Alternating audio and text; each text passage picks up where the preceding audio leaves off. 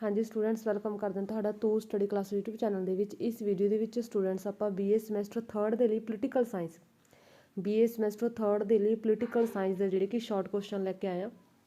हाँ जी स्टूडेंट्स ये ਆਪਾਂ ਸਾਰੇ ਇਸ ਵੀਡੀਓ ਦੇ ਵਿੱਚ ਇੰਪੋਰਟੈਂਟ ਸਾਰੇ ਕੁਐਸਚਨ ਹੋਣਗੇ ਸ਼ਾਰਟ ਤੇ ਆਪਾਂ ਤੁਹਾਨੂੰ ਸਮਝਾ ਕੇ ਯਾਦ ਕਰਵਾਵਾਂਗੇ ਤਾਂ ਕਿ ਈਜ਼ੀ ਵੇ ਦੇ ਨਾਲ ਤੁਸੀਂ ਜਿਹੜੇ ਕਿ ਆਪਣੇ ਵਧੀਆ ਢੰਗ ਦੇ ਨਾਲ ਯਾਦ ਕਰ ਸਕੋ। ਹਾਂਜੀ हाँ जी स्टूडेंट्स फस्ट क्वेश्चन हैगा तुहाडा संविधान सभा ते भारत दे संविधान दे निर्माण। ठीक है फस्ट क्वेश्चन है तुहाडा संविधान सभा की खरड़ा कमेटी ड्राफ्ट कमेटी ते नोट लिखना जां संविधान की खरड़ा कमेटी के चेयरमैन कौन सी। देखो 2021 दे विच आया होया है।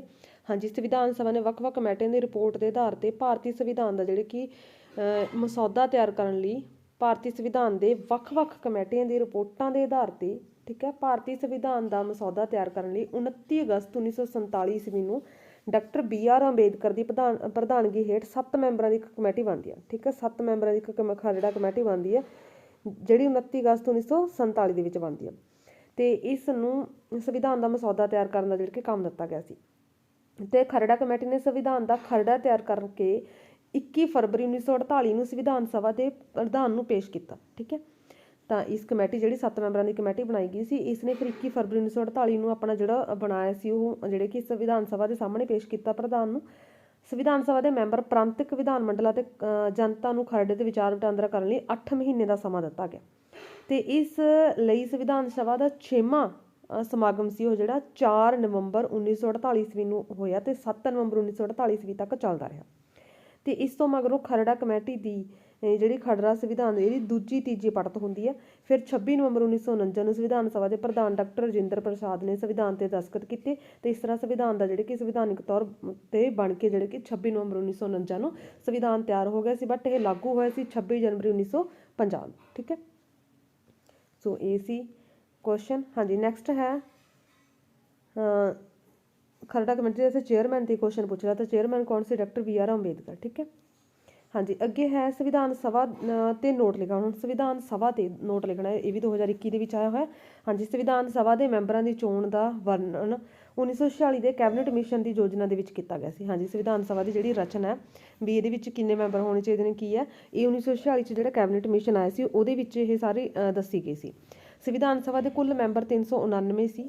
ठीक है 399 389 तो जिन्हों 93 सी देसी रियासतों के प्रतिनिधि सी देसी रियासतों प्रतिनिधि 4 चीफ कमिश्नर सी ते 292 प्रांतां के मतलब कि टोटल 399 जोड़े 3 हिस्सों च डिवाइड सी जिहदे विच 93 तो हो गए देसी रियासतां मैंबर 4 हो गए चीफ कमिश्नर प्रांतां तो लै गए। ठीक है तो बाकी प्रांतां के मैंबर सी 292। ठीक है तो प्रांतां नूं दित्ते गए स्थानां दे विच रहण वालियां मुख जातियां हिंदू मुस्लिम सिख ये सी ते उन्होंने जनसंख्या के आधार पर वंड की गई सी ते हरेक जाति के प्रतिनिधि उसके मैंबरों द्वारा चुने गए सी। तो जुलाई 1946 ईस्वी के चोणां होईयां ते सारे प्रांतां के सधारण स्थानों तो 210 मैंबर चुने गए जिन्हां विच 199 स्थान कांग्रेस ने जिते भाव कि जिहड़े वोटां होईयां सी उहदे विच 210 मैंबर चुने गए सी जिहदे विचों 199 210 मैंबरां दे विच 199 जिहड़े कि स्थान कांग्रेस ने जिते तो बाकी स्थान है जोड़े कि बाकी दलों दिते गए। मुस्लिम लीग नूं मुसलमानों लई राखवें 78 स्थानों के विचों 73 प्राप्त होए मतलब कि जोड़े मुस्लिम लीग के लिए राखवें स्थान दिते गए सी वो 78 के विचों 73 स्थान प्राप्त होए।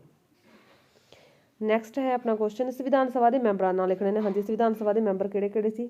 ठीक है संविधान सभा के डॉक्टर राजेंद्र प्रसाद पंडित जवाहर लाल नेहरू सरदार वल्लभ भाई पटेल मौलाना अबुल कलाम आज़ाद गोविंद बल्लभ पंत पंडित कन्हैया लाल मानिक लाल मुंशी हिरदे लाल कुंजरू पुरुषोत्तम Das Tandon TT Krishnamachari Acharya Kripalani doctor Bhimrao Ambedkar doctor Radha Krishnan Shri Krishnan अलादी Krishnan स्वामी आयंकर KT शाह मीनू मसानी डॉक्टर सच्चिदानंद सिन्हा गोपाल स्वामी आयंकर अब्दुल्ला गफार खां लियाकत अली खां सर जफर उल्ला खां ख्वाजा निज़ामुद्दीन फिरोज़ खां नूनू ते सोहरावर्दी ये सारे जिहड़े कि संविधान सभा के मैंबर से।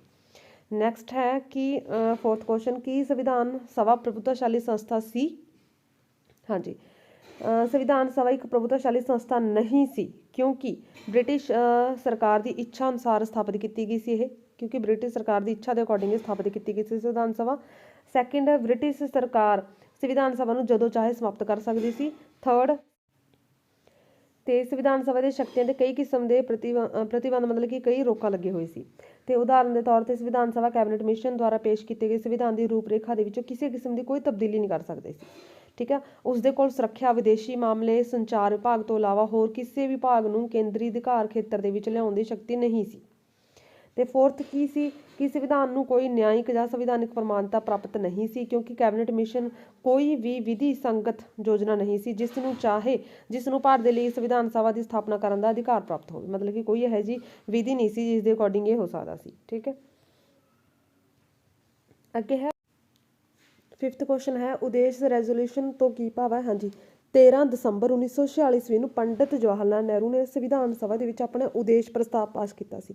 ਠੀਕ ਹੈ, 13 ਦਸੰਬਰ 1946 ਈਸਵੀ ਨੂੰ ਸੰਵਿਧਾਨ ਸਭਾ ਦੇ ਵਿੱਚ ਪੰਡਿਤ ਜਵਾਹਰ ਲਾਲ ਨਹਿਰੂ ਨੇ ਇੱਕ ਆਪਣਾ ਉਦੇਸ਼ ਪ੍ਰਸਤਾਵ ਪਾਸ ਕੀਤਾ ਸੀ ਜਿਸ ਨੂੰ ਉਦੇਸ਼ ਰੈਜ਼ੋਲੂਸ਼ਨ ਕਿਹਾ ਜਾਂਦਾ। ਠੀਕ ਹੈ, ਇਸ ਉਦੇਸ਼ ਪ੍ਰਸਤਾਵ ਦੇ ਵਿੱਚ ਉਹਨਾਂ ਨੇ ਮੁੱਢਲੇ ਉਦੇਸ਼ਾਂ ਦਾ ਐਲਾਨ ਕੀਤਾ ਸੀ ਜਿਨ੍ਹਾਂ ਦੇ ਆਧਾਰ ਤੇ ਸੰਵਿਧਾਨ ਬਣਾਇਆ ਜਾਣਾ ਸੀ। ਮਤਲਬ ਕਿ ਇਹਨਾਂ ਦੇ ਵਿੱਚ ਉਹਨਾਂ ਨੇ ਦੱਸਿਆ ਸੀ ਵੀ ਕਿਹਨਾਂ ਆਧਾਰਾਂ ਤੇ ਜਿਹੜੇ ਕਿ ਸੰਵਿਧਾਨ ਬਣਾਇਆ ਜਾਣਾ, ਉਹ ਜਿਹੜੇ ਕਿ ਉਦੇਸ਼ ਸੀ ਉਹ ਐਲਾਨ ਕੀਤੇ ਸੀ।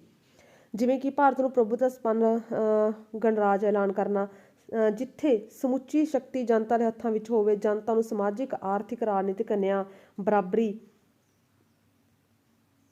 ਤੇ ਕਈ ਪ੍ਰਕਾਰ ਦੇ ਸੁਤੰਤਰਤਾਵਾਂ ਮਿਲਣ, ਤੇ ਪਿਛੜੀਆਂ ਹੋਈਆਂ ਤੇ ਅਨੁਸੂਚਿਤ ਜਾਤੀਆਂ ਦੇ ਵਿਕਾਸ ਲਈ ਕੁਝ ਸੁਰੱਖਿਆ ਹੋਵੇ। ਉਦੇਸ਼ ਪ੍ਰਸਤਾਵ ਨੂੰ ਸੰਵਿਧਾਨ ਸਭਾ ਨੇ ਸਰਬਸੰਮਤੀ ਦਿੱਤੀ ਸੀ ਫਿਰ 22 ਜਨਵਰੀ 1947 ਨੂੰ।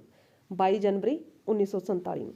ਅਗਲਾ ਹੈ ਕੁਐਸਚਨ, ਪੇਸ਼ ਕਦੋਂ ਕੀਤਾ ਸੀ? ਇਹ ਪੇਸ਼ ਕੀਤਾ ਸੀ 13 ਦਸੰਬਰ ਨੂੰ ਤੇ ਮਨਜ਼ੂਰੀ ਹੋਈ ਇਹਨੂੰ ਫਿਰ ਅਗਲੇ ਸਾਲ 22 ਜਨਵਰੀ 1947 ਨੂੰ।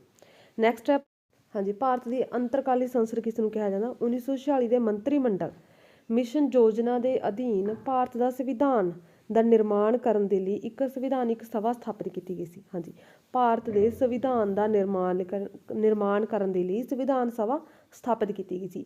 ਇਸੇ ਸੰਵਿਧਾਨ ਸਭਾ ਨੂੰ ਅੰਤਰਕਾਲੀ ਸੰਸਦ ਕਿਹਾ ਜਾਂਦਾ। ਠੀਕ ਹੈ, ਭਾਰਤੀ ਸੰਵਿਧਾਨ ਦਾ ਨਿਰਮਾਣ ਕਰਨ ਵਾਲੀ ਉਸ ਸੰਵਿਧਾਨ ਸਭਾ ਨੂੰ ਹੀ ਅੰਤਰਕਾਲੀ ਸੰਸਦ ਕਿਹਾ ਜਾਂਦਾ। ਠੀਕ ਹੈ, ਵੀ ਜਿਸ ਨੇ ਭਾਰਤੀ ਸੰਵਿਧਾਨ ਦਾ ਜਿਹੜੇ ਕਿ ਨਿਰਮਾਣ ਕਰਨਾ ਸੀ, ਜਿਸ ਸੰਵਿਧਾਨਿਕ ਸਭਾ ਨੇ, ਉਹਨੂੰ ਹੀ ਅੰਤਰਕਾਲੀ ਸੰਸਦ ਕਿਹਾ ਜਾਂਦਾ। ਤੇ ਇਸ ਸਭਾ ਨੇ ਮਈ 1952 ਤੱਕ ਅੰਤਰਕਾਲੀ ਸੰਸਦ ਦੇ ਤੌਰ ਤੇ ਕੰਮ ਕੀਤਾ ਤੇ ਸੰਵਿਧਾਨ ਸਭਾ ਦੇ ਰੂਪ ਦੇ ਵਿੱਚ ਇਸ ਦਾ ਕੰਮ 25 ਜਨਵਰੀ 1950 ਨੂੰ ਖਤਮ ਹੋ ਗਿਆ। ਠੀਕ ਹੈ, ਤੇ ਭਾਰਤੀ ਸੰਵਿਧਾਨ ਦੇ ਲਾਗੂ ਹੋਣ ਮਗਰੋਂ ਸੰਵਿਧਾਨ ਦੀ ਹੋਂਦ ਨਹੀਂ ਸੀ, ਬਟ ਇਹ ਸਭਾ ਭਾਰਤ ਦੀ ਅੰਤਰਕਾਲੀ ਸੰਸਦ ਦੇ ਰੂਪ ਦੇ ਵਿੱਚ ਮਈ 1952 ਤੱਕ ਨਵੀਂ ਸੰਸਦ ਦਾ ਗਠਨ ਹੋਣ ਤੱਕ ਕੰਮ ਕਰਦੀ ਰਹੀ। ਭਾਵ ਕਿ ਜਿਹੜੀ ਅੰਤਰਕਾਲੀ ਸੰਸਦ ਸੀ, ਬੇਸ਼ੱਕ ਭਾਰਤੀ ਸੰਵਿਧਾਨ ਤਾਂ ਬਣ ਕੇ ਜਿਹੜੇ ਕਿ ਤਿਆਰ ਹੋ ਗਿਆ ਸੀ। ਠੀਕ ਹੈ, ਤੇ 26 ਜਨਵਰੀ ਨੂੰ ਲਾਗੂ ਵੀ ਹੋਣਾ ਸੀ, ਜਿਸ ਕਰਕੇ ਸੰਵਿਧਾਨ ਸਭਾ ਤਾਂ 25 ਜਨਵਰੀ 1950 ਨੂੰ ਖਤਮ ਹੋ ਗਈ ਸੀ, ਬਟ ਇਹਦਾ ਕੰਮ ਤਾਂ ਜਿਹੜਾ ਸੰਵਿਧਾਨ ਨਿਰਮਾਣ ਕਰਨ ਦਾ ਕੰਮ ਤਾਂ ਖਤਮ ਹੋ ਗਿਆ ਸੀ, ਬਟ ਫਿਰ ਵੀ ਉਹੀ ਸਭਾ ਜਿਹੜੀ ਕਿ ਮਈ 1952 ਤੱਕ ਆ ਜਿਹੜੀ ਕਿ ਇੱਕ ਸੰਸਦ ਦੇ ਤੌਰ ਤੇ ਕੰਮ ਕਰਦੀ ਰਹੀ ਹੈ। ਨੰਬਰ 7 ਸੰਵਿਧਾਨ ਸਭਾ ਤੋਂ ਤੁਸੀਂ ਕੀ ਭਾਵ ਲੈਂਦੇ ਹੋ? ਠੀਕ ਹੈ, ਇੱਕ ਦੇਸ਼ ਦੇ ਸੰਵਿਧਾਨ ਦਾ ਨਿਰਮਾਣ ਕਰਨ ਵਾਲੀ ਸਭਾ ਨੂੰ ਕੀ ਕਿਹਾ ਜਾਂਦਾ? ਸੰਵਿਧਾਨ ਸਭਾ। ਇੱਕ ਦੇਸ਼ ਦੇ ਸੰਵਿਧਾਨ ਦਾ ਨਿਰਮਾਣ ਕਰਨ ਵਾਲੀ ਜਿਹੜੀ ਸਭਾ ਹੈ, ਅਸੈਂਬਲੀ, ਉਹਨੂੰ ਆਪਾਂ ਕੀ ਕਹਿੰਦੇ? ਸੰਵਿਧਾਨਿਕ ਸਭਾ, ਸੰਵਿਧਾਨ ਸਭਾ ਕਹਿੰਦੇ ਨੇ। ਤੇ ਜਿਵੇਂ ਕਿ 1947 ਈਸਵੀ ਦੇ ਵਿੱਚ ਭਾਰਤ ਦੇ ਸੰਵਿਧਾਨ ਨਿਰਮਾਣ ਜਿਸ ਸਭਾ ਨੇ ਕੀਤਾ ਸੀ, ਉਸ ਨੂੰ ਸੰਵਿਧਾਨ ਸਭਾ ਆਖਦੇ ਨੇ। ਹਾਂਜੀ, ਅੱਗੇ ਹੈ ਪ੍ਰਸਤਾਵਨਾ ਦੇ ਵਿੱਚੋਂ ਕੁਐਸਚਨ ਨੇ। ਭਾਰਤ ਦੇ ਸੰਵਿਧਾਨ ਦੀ ਪ੍ਰਸਤਾਵਨਾ ਸੰਖੇਪ ਦੇ ਵਿੱਚ ਵਰਣਨ ਕਰਨਾ। ਪ੍ਰਸਤਾਵਨਾ ਕੀ ਹੈ? ਹਾਂਜੀ, ਹਰੇਕ ਦੇਸ਼ ਦੀ ਮੂਲ ਵਿਧੀ ਦਾ ਆਪਣਾ ਵਿਸ਼ੇਸ਼ ਇੱਕ ਦਰਸ਼ਨ ਹੁੰਦਾ, ਭਾਵ ਕਿ ਆਪਣੀ ਇੱਕ ਫਿਲਾਸਫੀ ਹੁੰਦੀ ਹੈ ਮੂਲ ਵਿਧੀ ਦੀ। ਠੀਕ ਹੈ, ਆਪਾਂ ਕਹਿ ਸਕਦੇ ਕਿ ਮਿਰਰ ਦੀ ਤਰ੍ਹਾਂ। ਠੀਕ ਹੈ, ਸਾਡੇ ਦੇਸ਼ ਦੇ ਸੰਵਿਧਾਨ ਦਾ ਮੂਲ ਦਰਸ਼ਨ ਸਾਨੂੰ ਸੰਵਿਧਾਨ ਦੀ ਪ੍ਰਸਤਾਵਨਾ ਤੋਂ ਮਿਲਦਾ। ਮਤਲਬ ਕਿ ਸਾਡੇ ਦੇਸ਼ ਦੀ ਕੀ ਰੂਪ ਰੇਖਾ ਹੈ, ਉਹ ਸਾਰੀ ਆਪਾਂ ਨੂੰ ਕਿਸ ਤੋਂ ਮਿਲ ਜਾਂਦੀ ਹੈ? ਸੰਵਿਧਾਨ ਦੀ ਪ੍ਰਸਤਾਵਨਾ ਤੋਂ ਮਿਲ ਜਾਂਦੀ ਹੈ। ਜਿਵੇਂ ਕਿ ਤੁਹਾਡੇ ਕੋਲ ਕੋਈ ਵੀ ਆਪਣੀ ਜਿਹੜੀ ਕਿ ਬੁੱਕ ਹੁੰਦੀ ਹੈ, ਬੁੱਕ ਦੇ ਵਿੱਚ ਕੀ ਕੰਟੈਂਟ ਆ, ਆਪਾਂ ਨੂੰ ਫਸਟ ਤੇ ਹੀ ਪਤਾ ਲੱਗ ਜਾਂਦਾ ਕੰਟੈਂਟ ਦੇ ਵਿੱਚੋਂ, ਹੈ ਨਾ। ਕੰਟੈਂਟ ਦੇ ਵਿੱਚ ਸਾਰਾ ਰੈਫਰੈਂਸ ਦਿੱਤਾ ਹੁੰਦਾ ਵੀ ਇਹ ਚੈਪਟਰ ਕਿਸ ਰਾਈਟਰ ਦਾ। ਸੇਮ ਉਸੇ ਤਰ੍ਹਾਂ ਇਸੇ ਤਰੀਕੇ ਨਾਲ ਜਿਹੜੇ ਕਿ ਆਪਣਾ ਸੰਵਿਧਾਨ ਆ ਜਿਹੜਾ, ਉਹਦੇ ਸਟਾਰਟਿੰਗ ਦੇ ਵਿੱਚ ਦਿੱਤਾ ਗਿਆ ਕਿ ਸੰਵਿਧਾਨ ਦੇ ਬਾਰੇ ਸ਼ਾਰਟ ਦੇ ਵਿੱਚ। ਠੀਕ ਹੈ, ਜੋ ਕਿ ਸੰਵਿਧਾਨ ਦੇ ਮੂਲ ਉਦੇਸ਼ਾਂ, ਵਿਚਾਰਧਾਰਾ ਤੇ ਸਰਕਾਰ ਦੀ ਜ਼ਿੰਮੇਵਾਰੀਆਂ ਤੇ ਰੌਸ਼ਨੀ ਪਾਉਂਦੀ ਹੈ। ਠੀਕ ਹੈ, ਤਾਂ ਸੰਵਿਧਾਨ ਦੀ ਪ੍ਰਸਤਾਵਨਾ ਬਹੁਤ ਹੀ ਮਹੱਤਵਪੂਰਨ ਦਸਤਾਵੇਜ਼ ਹੁੰਦੀ ਹੈ। ਤੇ ਜਦੋਂ ਸੰਵਿਧਾਨ ਦੀ ਕੋਈ ਧਾਰਾ ਸਪਸ਼ਟ ਨਾ ਹੋਵੇ ਤਾਂ ਅਦਾਲਤ ਇਸ ਦੀ ਵਿਆਖਿਆ ਕਰਦੇ ਸਮੇਂ ਪ੍ਰਸਤਾਵਨਾ ਦੀ ਸਹਾਇਤਾ ਲੈ ਸਕਦੀਆਂ ਨੇ। ਤੇ ਅਸਲ ਦੇ ਵਿੱਚ ਪ੍ਰਸਤਾਵਨਾ ਨੂੰ ਧਿਆਨ ਦੇ ਵਿੱਚ ਰੱਖ ਕੇ ਹੀ ਸੰਵਿਧਾਨ ਦੀ ਸਰਬਉੱਤਮ ਵਿਆਖਿਆ ਜਿਹੜੀ ਕਿ ਹੋ ਸਕਦੀ ਹੈ। ਪ੍ਰਸਤਾਵਨਾ ਤੋਂ ਇਹ ਪਤਾ ਲੱਗਦਾ ਕਿ ਸੰਵਿਧਾਨ ਨਿਰਮਾਤਾਵਾਂ ਦੀ ਕੀ ਭਾਵਨਾਵਾਂ ਸੀ ਕੀ ਸਨ, ਤੇ ਭਾਵੇਂ ਇਸ ਨੂੰ ਕਾਨੂੰਨੀ ਰੂਪ ਦੇ ਵਿੱਚ ਸੰਵਿਧਾਨ ਦਾ ਅੰਗ ਨਹੀਂ ਮੰਨਿਆ ਜਾਂਦਾ, ਬਟ ਫਿਰ ਵੀ ਸੰਵਿਧਾਨ ਦੀ ਕੁੰਜੀ, ਸੰਵਿਧਾਨ ਦੀ ਆਤਮਾ, ਸੰਵਿਧਾਨ ਦਾ ਰਤਨ ਹੈ। ਠੀਕ ਹੈ। ਹਾਂਜੀ, ਤਾਂ ਸੰਵਿਧਾਨ ਜਿਹੜੇ ਕਿ ਪ੍ਰਸਤਾਵਨਾ ਸੰਵਿਧਾਨ ਦੀ ਕੁੰਜੀ ਹੈ, ਸੰਵਿਧਾਨ ਦੀ ਆਤਮਾ, ਸੰਵਿਧਾਨ ਦਾ ਰਤਨ ਹੈ। ਇਸੇ ਕਰਕੇ KM ਮੁਨਸ਼ੀ ਨੇ ਪ੍ਰਸਤਾਵਨਾ ਨੂੰ ਜਿਹੜੀ ਕਿ ਸੰਵਿਧਾਨ ਦੀ ਜਨਮ ਪੱਤਰੀ ਕਿਹਾ ਸੀ। ਹਾਂਜੀ, ਅਗਲਾ ਹੈਗਾ ਸੈਕਿੰਡ ਕੁਐਸਚਨ, ਕੀ ਭਾਰਤ ਇੱਕ ਸਵਰਾਜ ਹੈ, ਕੀ ਭਾਰਤ ਇੱਕ ਗਣਰਾਜ ਹੈ, ਜਾਂ ਗਣਤੰਤਰ ਦਾ ਅਰਥ ਲਿਖੋ। ਇਹਨਾਂ ਤਿੰਨਾਂ ਦਾ ਇੱਕੋ ਆਨਸਰ ਹੈ। ਹਾਂਜੀ, ਪ੍ਰਸਤਾਵਨਾ ਵਿੱਚ ਭਾਰਤ ਨੂੰ ਲੋਕਤੰਤਰ ਦੇ ਨਾਲ ਨਾਲ ਜਿਹੜੇ ਕਿ ਗਣਰਾਜ ਵੀ ਘੋਸ਼ਿਤ ਕੀਤਾ ਗਿਆ। ਗਣਰਾਜ ਦਾ ਮੁਖੀ ਕੋਈ ਪੈਤਰਿਕ, ਮਤਲਬ ਕਿ ਪਹਿਲਾਂ ਤੋਂ ਹੀ ਚੱਲਿਆ ਹੋਇਆ ਕੋਈ ਰਾਜਾ ਜਾਂ ਰਾਣੀ ਨਹੀਂ ਹੁੰਦਾ, ਮਤਲਬ ਕਿ ਪਰੰਪਰਾਵਾਂ ਦੇ ਅਕੋਰਡਿੰਗ ਵੀ ਜਿਵੇਂ ਕੋਈ ਪਹਿਲਾ ਰਾਜਾ ਹੈ ਉਹੀ ਅੱਗੇ ਮਤਲਬ ਕਿ ਇੱਕ ਵੰਸ਼ ਦੇ ਵਿੱਚ ਰਹਿੰਦਾ ਹੋਵੇ ਕੋਈ ਵੀ। ਠੀਕ ਹੈ, ਐਵੇਂ ਨਹੀਂ ਹੈਗਾ। ਠੀਕ ਹੈ, ਗਣਰਾਜ ਦਾ ਮੁਖੀਆ ਕੋਈ ਐਵੇਂ ਨਹੀਂ ਹੁੰਦਾ, ਕਿਉਂਕਿ ਜਿਵੇਂ ਇੱਕ ਵੰਸ਼ ਦੇ ਵਿੱਚ ਹੀ ਰਹਿਣਾ ਉਹਨੂੰ ਆਪਾਂ ਕਹਿ ਦਿੰਦੇ ਹੁੰਦੇ ਵੀ ਜਿਹੜੇ ਕਿ ਜੱਦੀ ਹੋਣਾ, ਗੱਦੀ। ਠੀਕ ਹੈ, ਐਵੇਂ ਕੁਛ ਨਹੀਂ ਹੈ, ਸਗੋਂ ਜਨਤਾ ਦੁਆਰਾ ਪ੍ਰਤੱਖ ਜਾਂ ਅਪ੍ਰਤੱਖ ਰੂਪ ਦੇ ਵਿੱਚ ਚੁਣਿਆ ਜਾਂਦਾ। ਠੀਕ ਹੈ, ਗਣਰਾਜ ਦਾ ਜਿਹੜਾ ਮੁਖੀਆ ਉਹ ਪੈਤਰਿਕ ਨਹੀਂ ਹੁੰਦਾ, ਬਲਕਿ ਜਿਹੜੇ ਕਿ ਰਾਜਾ ਜਾਂ ਕੋਈ ਵੀ ਰਾਣੀ ਆ ਉਹ ਜਨਤਾ ਦੁਆਰਾ ਪ੍ਰਤੱਖ ਜਾਂ ਪ੍ਰਤੱਖ ਰੂਪ ਦੇ ਵਿੱਚ ਚੁਣਿਆ ਜਾਂਦਾ। ਇਸੇ ਕਾਰਨ ਇੰਗਲੈਂਡ ਤੇ ਜਾਪਾਨ ਜਿਹੜੇ ਕਿ ਗਣਰਾਜ ਨਹੀਂ ਹੈਗੇ, ਕਿਉਂਕਿ ਇਹਨਾਂ ਦੇਸ਼ਾਂ ਦੇ ਵਿੱਚ ਪ੍ਰਧਾਨਗੀ ਪਦ ਪੈਤਰਿਕ ਹੈ, ਭਾਵ ਕਿ ਇਹਨਾਂ ਦੇ ਮਤਲਬ ਕਿ ਇੱਕ ਉਹਦੇ ਵਿੱਚ ਹੀ ਚੱਲੀ ਆ ਰਹੀ ਹੈ, ਇੱਕ ਵੰਸ਼ ਦੇ ਵਿੱਚ, ਇੱਕ ਜੱਦੀ ਦੀ ਤਰ੍ਹਾਂ। ਬਟ ਭਾਰਤ ਇੱਕ ਗਣਰਾਜ ਹੈ, ਕਿਉਂਕਿ ਇੱਥੇ ਰਾਸ਼ਟਰਪਤੀ ਦੀ ਚੋਣ ਮੰਡਲ ਦੁਆਰਾ 5 ਵਰ੍ਹਿਆਂ ਲਈ ਚੁਣਿਆ ਜਾਂਦਾ। ਭਾਵ ਕਿ ਇੱਥੇ ਹੁਣ ਜਿਹੜਾ ਭਾਰਤ ਦਾ ਮੁਖੀ ਹੈ ਉਹ ਰਾਸ਼ਟਰਪਤੀ, ਉਹ ਇੱਕ ਚੋਣ ਮੰਡਲ ਦੁਆਰਾ ਚੁਣਿਆ ਜਾਂਦਾ 5 ਸਾਲ ਦੇ ਲਈ। ਤੇ ਗਣਤੰਤਰ ਦੀ ਇਹੀ ਪਰਿਭਾਸ਼ਾ ਦਿੰਦਿਆਂ ਹੋਇਆ ਜਿਹੜੀ ਕਿ ਮੈਡੀਸਨ ਨੇ ਕਿਹਾ ਸੀ ਕਿ ਗਣਤੰਤਰ ਇੱਕ ਅਜਿਹੀ ਸਰਕਾਰ ਹੈ ਜਿਸ ਦੀਆਂ ਸ਼ਕਤੀਆਂ ਦਾ ਸੋਮਾ ਪ੍ਰਤੱਖ ਜਾਂ ਪ੍ਰਤੱਖ ਰੂਪ ਦੇ ਵਿੱਚ ਜਨਤਾ ਦਾ ਸਮੂਹ ਹੁੰਦਾ। ਠੀਕ ਹੈ, ਤੇ ਜਿਸ ਦੀਆਂ ਸ਼ਕਤੀਆਂ ਦਾ ਪ੍ਰਯੋਗ ਉਹਨਾਂ ਲੋਕਾਂ ਦੁਆਰਾ ਹੀ ਹੁੰਦਾ ਜਿਹੜੇ ਆਪਣੀ ਪਦਵੀ ਉੱਪਰ ਨਿਸ਼ਚਿਤ ਸਮੇਂ ਦੇ ਲਈ ਜਨਤਾ ਦੇ ਪ੍ਰਸੰਨਤਾ ਜਾਂ ਆਪਣੇ ਸਦਾ ਵਿਵਹਾਰ ਤੱਕ ਰਹਿੰਦੇ ਨੇ। ਤੇ ਮੈਡੀਸਨ ਦੁਆਰਾ ਦਿੱਤੀ ਗਈ ਪਰਿਭਾਸ਼ਾ ਭਾਰਤ ਉੱਪਰ ਜਿਹੜੀ ਕਿ ਪੂਰਨ ਰੂਪ ਦੇ ਵਿੱਚ ਲਾਗੂ ਹੁੰਦੀ ਹੈ। ਅਗਲਾ ਹੈਗਾ ਥਰਡ ਕੁਐਸਚਨ, ਭਾਰਤੀ ਸੰਵਿਧਾਨ ਦੀ ਪ੍ਰਸਤਾਵਨਾ ਦੀ ਮਹੱਤਤਾ ਦੱਸਣੀ ਹੈ। ਹਾਂਜੀ, ਸੰਵਿਧਾਨ ਦੀ ਪ੍ਰਸਤਾਵਨਾ ਬਹੁਤ ਹੀ ਮਹੱਤਵਪੂਰਨ ਦਸਤਾਵੇਜ਼ ਹੈ ਜੋ ਸੰਵਿਧਾਨ ਦੇ ਮੂਲ ਉਦੇਸ਼ਾਂ, ਵਿਚਾਰਧਾਰਾਵਾਂ ਤੇ ਸਰਕਾਰ ਦੇ ਜ਼ਿੰਮੇਵਾਰੀ ਤੇ ਰੋਸ਼ਨੀ ਪਾਉਂਦੀ ਹੈ। ਸੈਕਿੰਡ, ਪ੍ਰਸਤਾਵਨਾ ਤੋਂ ਇਹ ਪਤਾ ਲੱਗਦਾ ਕਿ ਸੰਵਿਧਾਨ ਨਿਰਮਾਤਾਵਾਂ ਦੀਆਂ ਭਾਵਨਾਵਾਂ ਕੀ ਸੀ। ਤੇ ਪ੍ਰਸਤਾਵਨਾ ਸੰਵਿਧਾਨ ਦਾ ਇੱਕ ਜ਼ਰੂਰੀ ਅੰਗ ਹੈ। ਪ੍ਰਸਤਾਵਨਾ ਵਿੱਚ 3 ਗੱਲਾਂ ਉੱਪਰ ਰੋਸ਼ਨੀ ਪੈਂਦੀ ਹੈ ਕਿ ਸੰਵਿਧਾਨ ਦਾ ਸੋਮਾ ਕੀ ਹੈ, ਸੰਵਿਧਾਨਿਕ ਸ਼ਕਤੀ ਦਾ ਸੋਮਾ ਕੀ ਹੈ, ਭਾਰਤ ਦੀ ਸ਼ਾਸਨ ਵਿਵਸਥਾ ਕਿਹੋ ਜਿਹੀ ਹੈ, ਸੰਵਿਧਾਨ ਦੇ ਉਦੇਸ਼ ਕੀ ਨੇ। ਠੀਕ ਹੈ। ਹਾਂਜੀ, ਅਗਲਾ ਹੈ ਫੋਰਥ ਕੁਐਸਚਨ, ਭਾਰਤ ਦੇ ਸੰਵਿਧਾਨ ਦੀ ਪ੍ਰਸਤਾਵਨਾ ਦੋ ਫੀਚਰ ਲਿਖਣੇ ਨੇ। ਭਾਵ ਕਿ ਭਾਰਤੀ ਸੰਵਿਧਾਨ ਦੀ ਪ੍ਰਸਤਾਵਨਾ ਦੇ 2 ਵਿਸ਼ੇਸ਼ਤਾਵਾਂ ਆਪਾਂ ਕਹਿ ਸਕਦੇ ਹਾਂ। ਹਾਂਜੀ, ਸੰਵਿਧਾਨ ਦੀ ਪ੍ਰਸਤਾਵਨਾ ਵਿੱਚ ਪ੍ਰਯੁਕਤ ਸਮਾਜਿਕ, ਆਰਥਿਕ, ਰਾਜਨੀਤਿਕ ਸ਼ਬਦਾਂ ਦਾ ਕੀ ਅਰਥ ਹੈ। ਸੰਵਿਧਾਨ ਦਾ ਉਦੇਸ਼ ਕੀ ਆ, ਭਾਰਤ ਦੇ ਸਾਰੇ ਨਾਗਰਿਕਾਂ ਨੂੰ ਨਿਆਂ ਮਿਲੇ, ਜੀਵਨ ਦੇ ਹਰ ਇੱਕ ਖੇਤਰ ਦੇ ਵਿੱਚ ਸਮਾਜਿਕ, ਧਾਰਮਿਕ, ਆਰਥਿਕ, ਰਾਜਨੀਤਿਕ ਕਿਸੇ ਵੀ ਖੇਤਰ ਦੇ ਵਿੱਚ ਨਾਗਰਿਕਾਂ ਦੇ ਨਾਲ ਕੋਈ ਵੀ ਅਨਿਆਏ ਨਾ ਹੋਵੇ। ਠੀਕ ਆ, ਕੋਈ ਵੀ ਭੇਦਭਾਵ ਨਾ ਹੋਵੇ, ਕੋਈ ਵੀ ਅਨਿਆਏ ਨਾ ਹੋਵੇ। ਇਸ ਬਹੁਮੁਖੀ ਨਿਆਂ ਨਾਲ ਹੀ ਨਾਗਰਿਕਾਂ ਦੇ ਜੀਵਨ ਦਾ ਪੂਰਨ ਵਿਕਾਸ ਸੰਭਵ ਹੁੰਦਾ ਹੈ ਤੇ ਇਸ ਦੀ ਪ੍ਰਾਪਤੀ ਲੋਕਤੰਤਰਿਕ ਢਾਂਚੇ ਦੇ ਨਾਲ ਹੀ ਹੋ ਸਕਦੀ ਹੈ। ਅੱਗੇ ਹੈ ਸਮਾਜਿਕ ਨਿਆਂ ਕੀ ਹੁੰਦਾ। ਸਮਾਜਿਕ ਨਿਆਂ ਦਾ ਅਰਥ ਹੈ ਕਿ ਕਿਸੇ ਵਿਅਕਤੀ ਦੇ ਨਾਲ ਧਰਮ, ਜਾਤੀ, ਜਨਮ, ਲਿੰਗ, ਰੰਗ ਆਦਿ ਦੇ ਆਧਾਰ ਤੇ ਭੇਦਭਾਵ ਨਹੀਂ ਕੀਤਾ ਜਾਊਗਾ ਤੇ ਸਮਾਜਿਕ ਨਿਆਂ ਦੀ ਪ੍ਰਾਪਤੀ ਲਈ ਸੰਵਿਧਾਨ ਦੇ 3 ਭਾਗ ਦੇ ਵਿੱਚ ਬਰਾਬਰੀ ਦਾ ਅਧਿਕਾਰ ਦਿੱਤਾ ਗਿਆ। ਅੱਗੇ ਹੈ ਆਰਥਿਕ ਨਿਆਂ ਦੇ ਵਿੱਚ ਕੀ ਹੈ। ਆਰਥਿਕ ਨਿਆਂ ਤੋਂ ਭਾਵ ਹੈ ਕਿ ਹਰ ਇੱਕ ਵਿਅਕਤੀ ਨੂੰ ਆਪਣੀ ਰੋਜੀ ਕਮਾਉਣ ਦੇ ਲਈ ਬਰਾਬਰ ਜਿਹੜੇ ਕਿ ਅਵਸਰ ਭਾਵ ਕਿ ਮੌਕੇ ਪ੍ਰਾਪਤ ਹੋਣ ਤੇ ਉਹਨਾਂ ਦੇ ਕੰਮ ਲਈ ਉਚਿਤ ਤਨਖਾਹ ਉਹਨਾਂ ਨੂੰ ਮਿਲਦੀ ਹੋਵੇ। ਤੇ ਆਰਥਿਕ ਨਿਆਂ ਦੇ ਪ੍ਰਾਪਤੀ ਲਈ ਜ਼ਰੂਰੀ ਹੈ ਕਿ ਉਤਪਾਦਨ ਦੇ ਸਾਧਨ ਕੁਝ ਵਿਅਕਤੀਆਂ ਦੇ ਹੱਥਾਂ ਵਿੱਚ ਨਹੀਂ ਹੋਣੇ ਚਾਹੀਦੇ ਤੇ ਰਾਸ਼ਟਰੀ ਧਨ ਉੱਪਰ ਸਾਰਿਆਂ ਦਾ ਕੰਟਰੋਲ ਤੇ ਅਧਿਕਾਰ ਹੋਣਾ ਬਰਾਬਰ ਹੋਣਾ ਚਾਹੀਦਾ। ਤੇ ਇਸ ਟੀਚੇ ਦੀ ਪ੍ਰਾਪਤੀ ਲਈ ਸੰਵਿਧਾਨ ਦੇ 4ਥੇ ਭਾਗ ਦੇ ਵਿੱਚ ਰਾਜਨੀਤੀ ਦੇ ਨਿਰਦੇਸ਼ਕ ਸਿਧਾਂਤ ਦਿੱਤੇ ਗਏ ਨੇ। ਅੱਗੇ ਹੈ ਰਾਜਨੀਤਿਕ ਨਿਆਂ ਕੀ ਹੁੰਦਾ। ਰਾਜਨੀਤਿਕ ਨਿਆਂ ਦਾ ਅਰਥ ਹੈ ਕਿ ਸਾਰੇ ਵਿਅਕਤੀਆਂ ਨੂੰ ਧਰਮ, ਜਾਤੀ, ਰੰਗ, ਲਿੰਗ ਦੇ ਭੇਦਭਾਵ ਤੇ ਬਿਨਾਂ ਕਿਸੇ ਭੇਦਭਾਵ ਤੋਂ ਸਾਰਿਆਂ ਨੂੰ ਬਰਾਬਰ ਜਿਹੜੀ ਕਿ ਰਾਜਨੀਤਿਕ ਅਧਿਕਾਰ ਪ੍ਰਾਪਤ ਹੋਣ। ਠੀਕ ਹੈ, ਉਹ ਹੋਊਗਾ ਰਾਜਨੀਤਿਕ ਨਿਆਂ। ਤੇ ਸਾਰੇ ਨਾਗਰਿਕਾਂ ਨੂੰ ਬਰਾਬਰ ਮੌਲਿਕ ਅਧਿਕਾਰ ਦਿੱਤੇ ਗਏ ਨੇ ਤੇ ਹਰ ਇੱਕ ਨਾਗਰਿਕ ਨੂੰ ਇੱਕ ਮਤ ਦਾ ਅਧਿਕਾਰ ਦਿੱਤਾ ਗਿਆ ਤੇ ਜੋ ਚੋਣ ਲੜਨ ਦਾ ਅਧਿਕਾਰ ਪ੍ਰਾਪਤ ਹੈ। ਠੀਕ ਹੈ, ਅਤੇ ਚੋਣ ਲੜਨ ਦਾ ਅਧਿਕਾਰ ਪ੍ਰਾਪਤ ਹੈ। ਸੰਪਰਦਾਇਕ ਚੋਣ ਪ੍ਰਣਾਲੀ ਨੂੰ ਖਤਮ ਕਰ ਦਿੱਤਾ ਗਿਆ। ਅੱਗੇ ਹੈ 5th ਕੁਐਸਚਨ, ਪ੍ਰਸਤਾਵਨਾ ਵਿੱਚ ਸ਼ਾਮਲ ਸੰਵਿਧਾਨ ਦੇ ਕਿਹੜੇ ਉਦੇਸ਼ ਨੇ। ਹਾਂਜੀ, ਪ੍ਰਸਤਾਵਨਾ ਵਿੱਚ ਉਦੇਸ਼ ਇਸ ਤਰ੍ਹਾਂ ਨੇ। ਸੰਵਿਧਾਨ ਦਾ ਉਦੇਸ਼ ਭਾਰਤ ਦੇ ਸਾਰੇ ਨਾਗਰਿਕਾਂ ਨੂੰ ਨਿਆਂ ਪ੍ਰਾਪਤ ਹੋਵੇ ਤੇ ਜੀਵਨ ਦੇ ਹਰੇਕ ਖੇਤਰ ਵਿੱਚ ਸਮਾਜਿਕ, ਧਾਰਮਿਕ, ਆਰਥਿਕ, ਰਾਜਨੀਤਿਕ ਕਿਸੇ ਵੀ ਖੇਤਰ ਦੇ ਵਿੱਚ ਕੋਈ ਵੀ ਕਿਸੇ ਵੀ ਨਾਗਰਿਕ ਨਾਲ ਕੋਈ ਵੀ ਭੇਦਭਾਵ ਨਾ ਹੋਵੇ, ਕੋਈ ਵੀ ਅਨਿਆਏ ਨਾ ਹੋਵੇ। ਤੇ ਪ੍ਰਸਤਾਵਨਾ ਵਿੱਚ ਨਾਗਰਿਕਾਂ ਦੀ ਜਿਹੜੀ ਸੁਤੰਤਰਤਾ, ਜਿਵੇਂ ਕਿ ਵਿਚਾਰ ਪ੍ਰਗਟ ਕਰਨ ਦੀ ਸੁਤੰਤਰਤਾ, ਕਿਸੇ ਵੀ ਧਰਮ ਨੂੰ ਮੰਨਣ ਦੀ ਸੁਤੰਤਰਤਾ, ਆਪਣੇ ਵਿਚਾਰਾਂ ਨੂੰ ਪ੍ਰਗਟ ਕਰਨ ਦੀ ਸੁਤੰਤਰਤਾ, ਇਹਦਾ ਵੀ ਵਰਣਨ ਕੀਤਾ ਗਿਆ।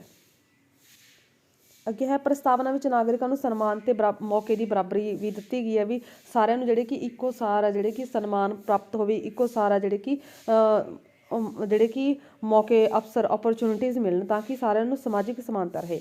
ਤੇ ਪ੍ਰਸਤਾਵਨਾ ਵਿੱਚ ਭਾਈਚਾਰੇ ਦੀ ਭਾਵਨਾ ਨੂੰ ਵੀ ਉਤਸ਼ਾਹ ਦੇਣ ਤੇ ਜ਼ੋਰ ਦਿੱਤਾ ਗਿਆ। ਤੇ 5th ਹੈ ਪ੍ਰਸਤਾਵਨਾ ਵਿੱਚ ਵਿਅਕਤੀ ਦੇ ਗੌਰਵ ਮਾਨ ਪ੍ਰਤਿਸ਼ਠਾ ਨੂੰ ਵੀ ਕਾਇਮ ਰੱਖਣ ਦੀ ਘੋਸ਼ਣਾ ਕੀਤੀ ਗਈ ਹੈ।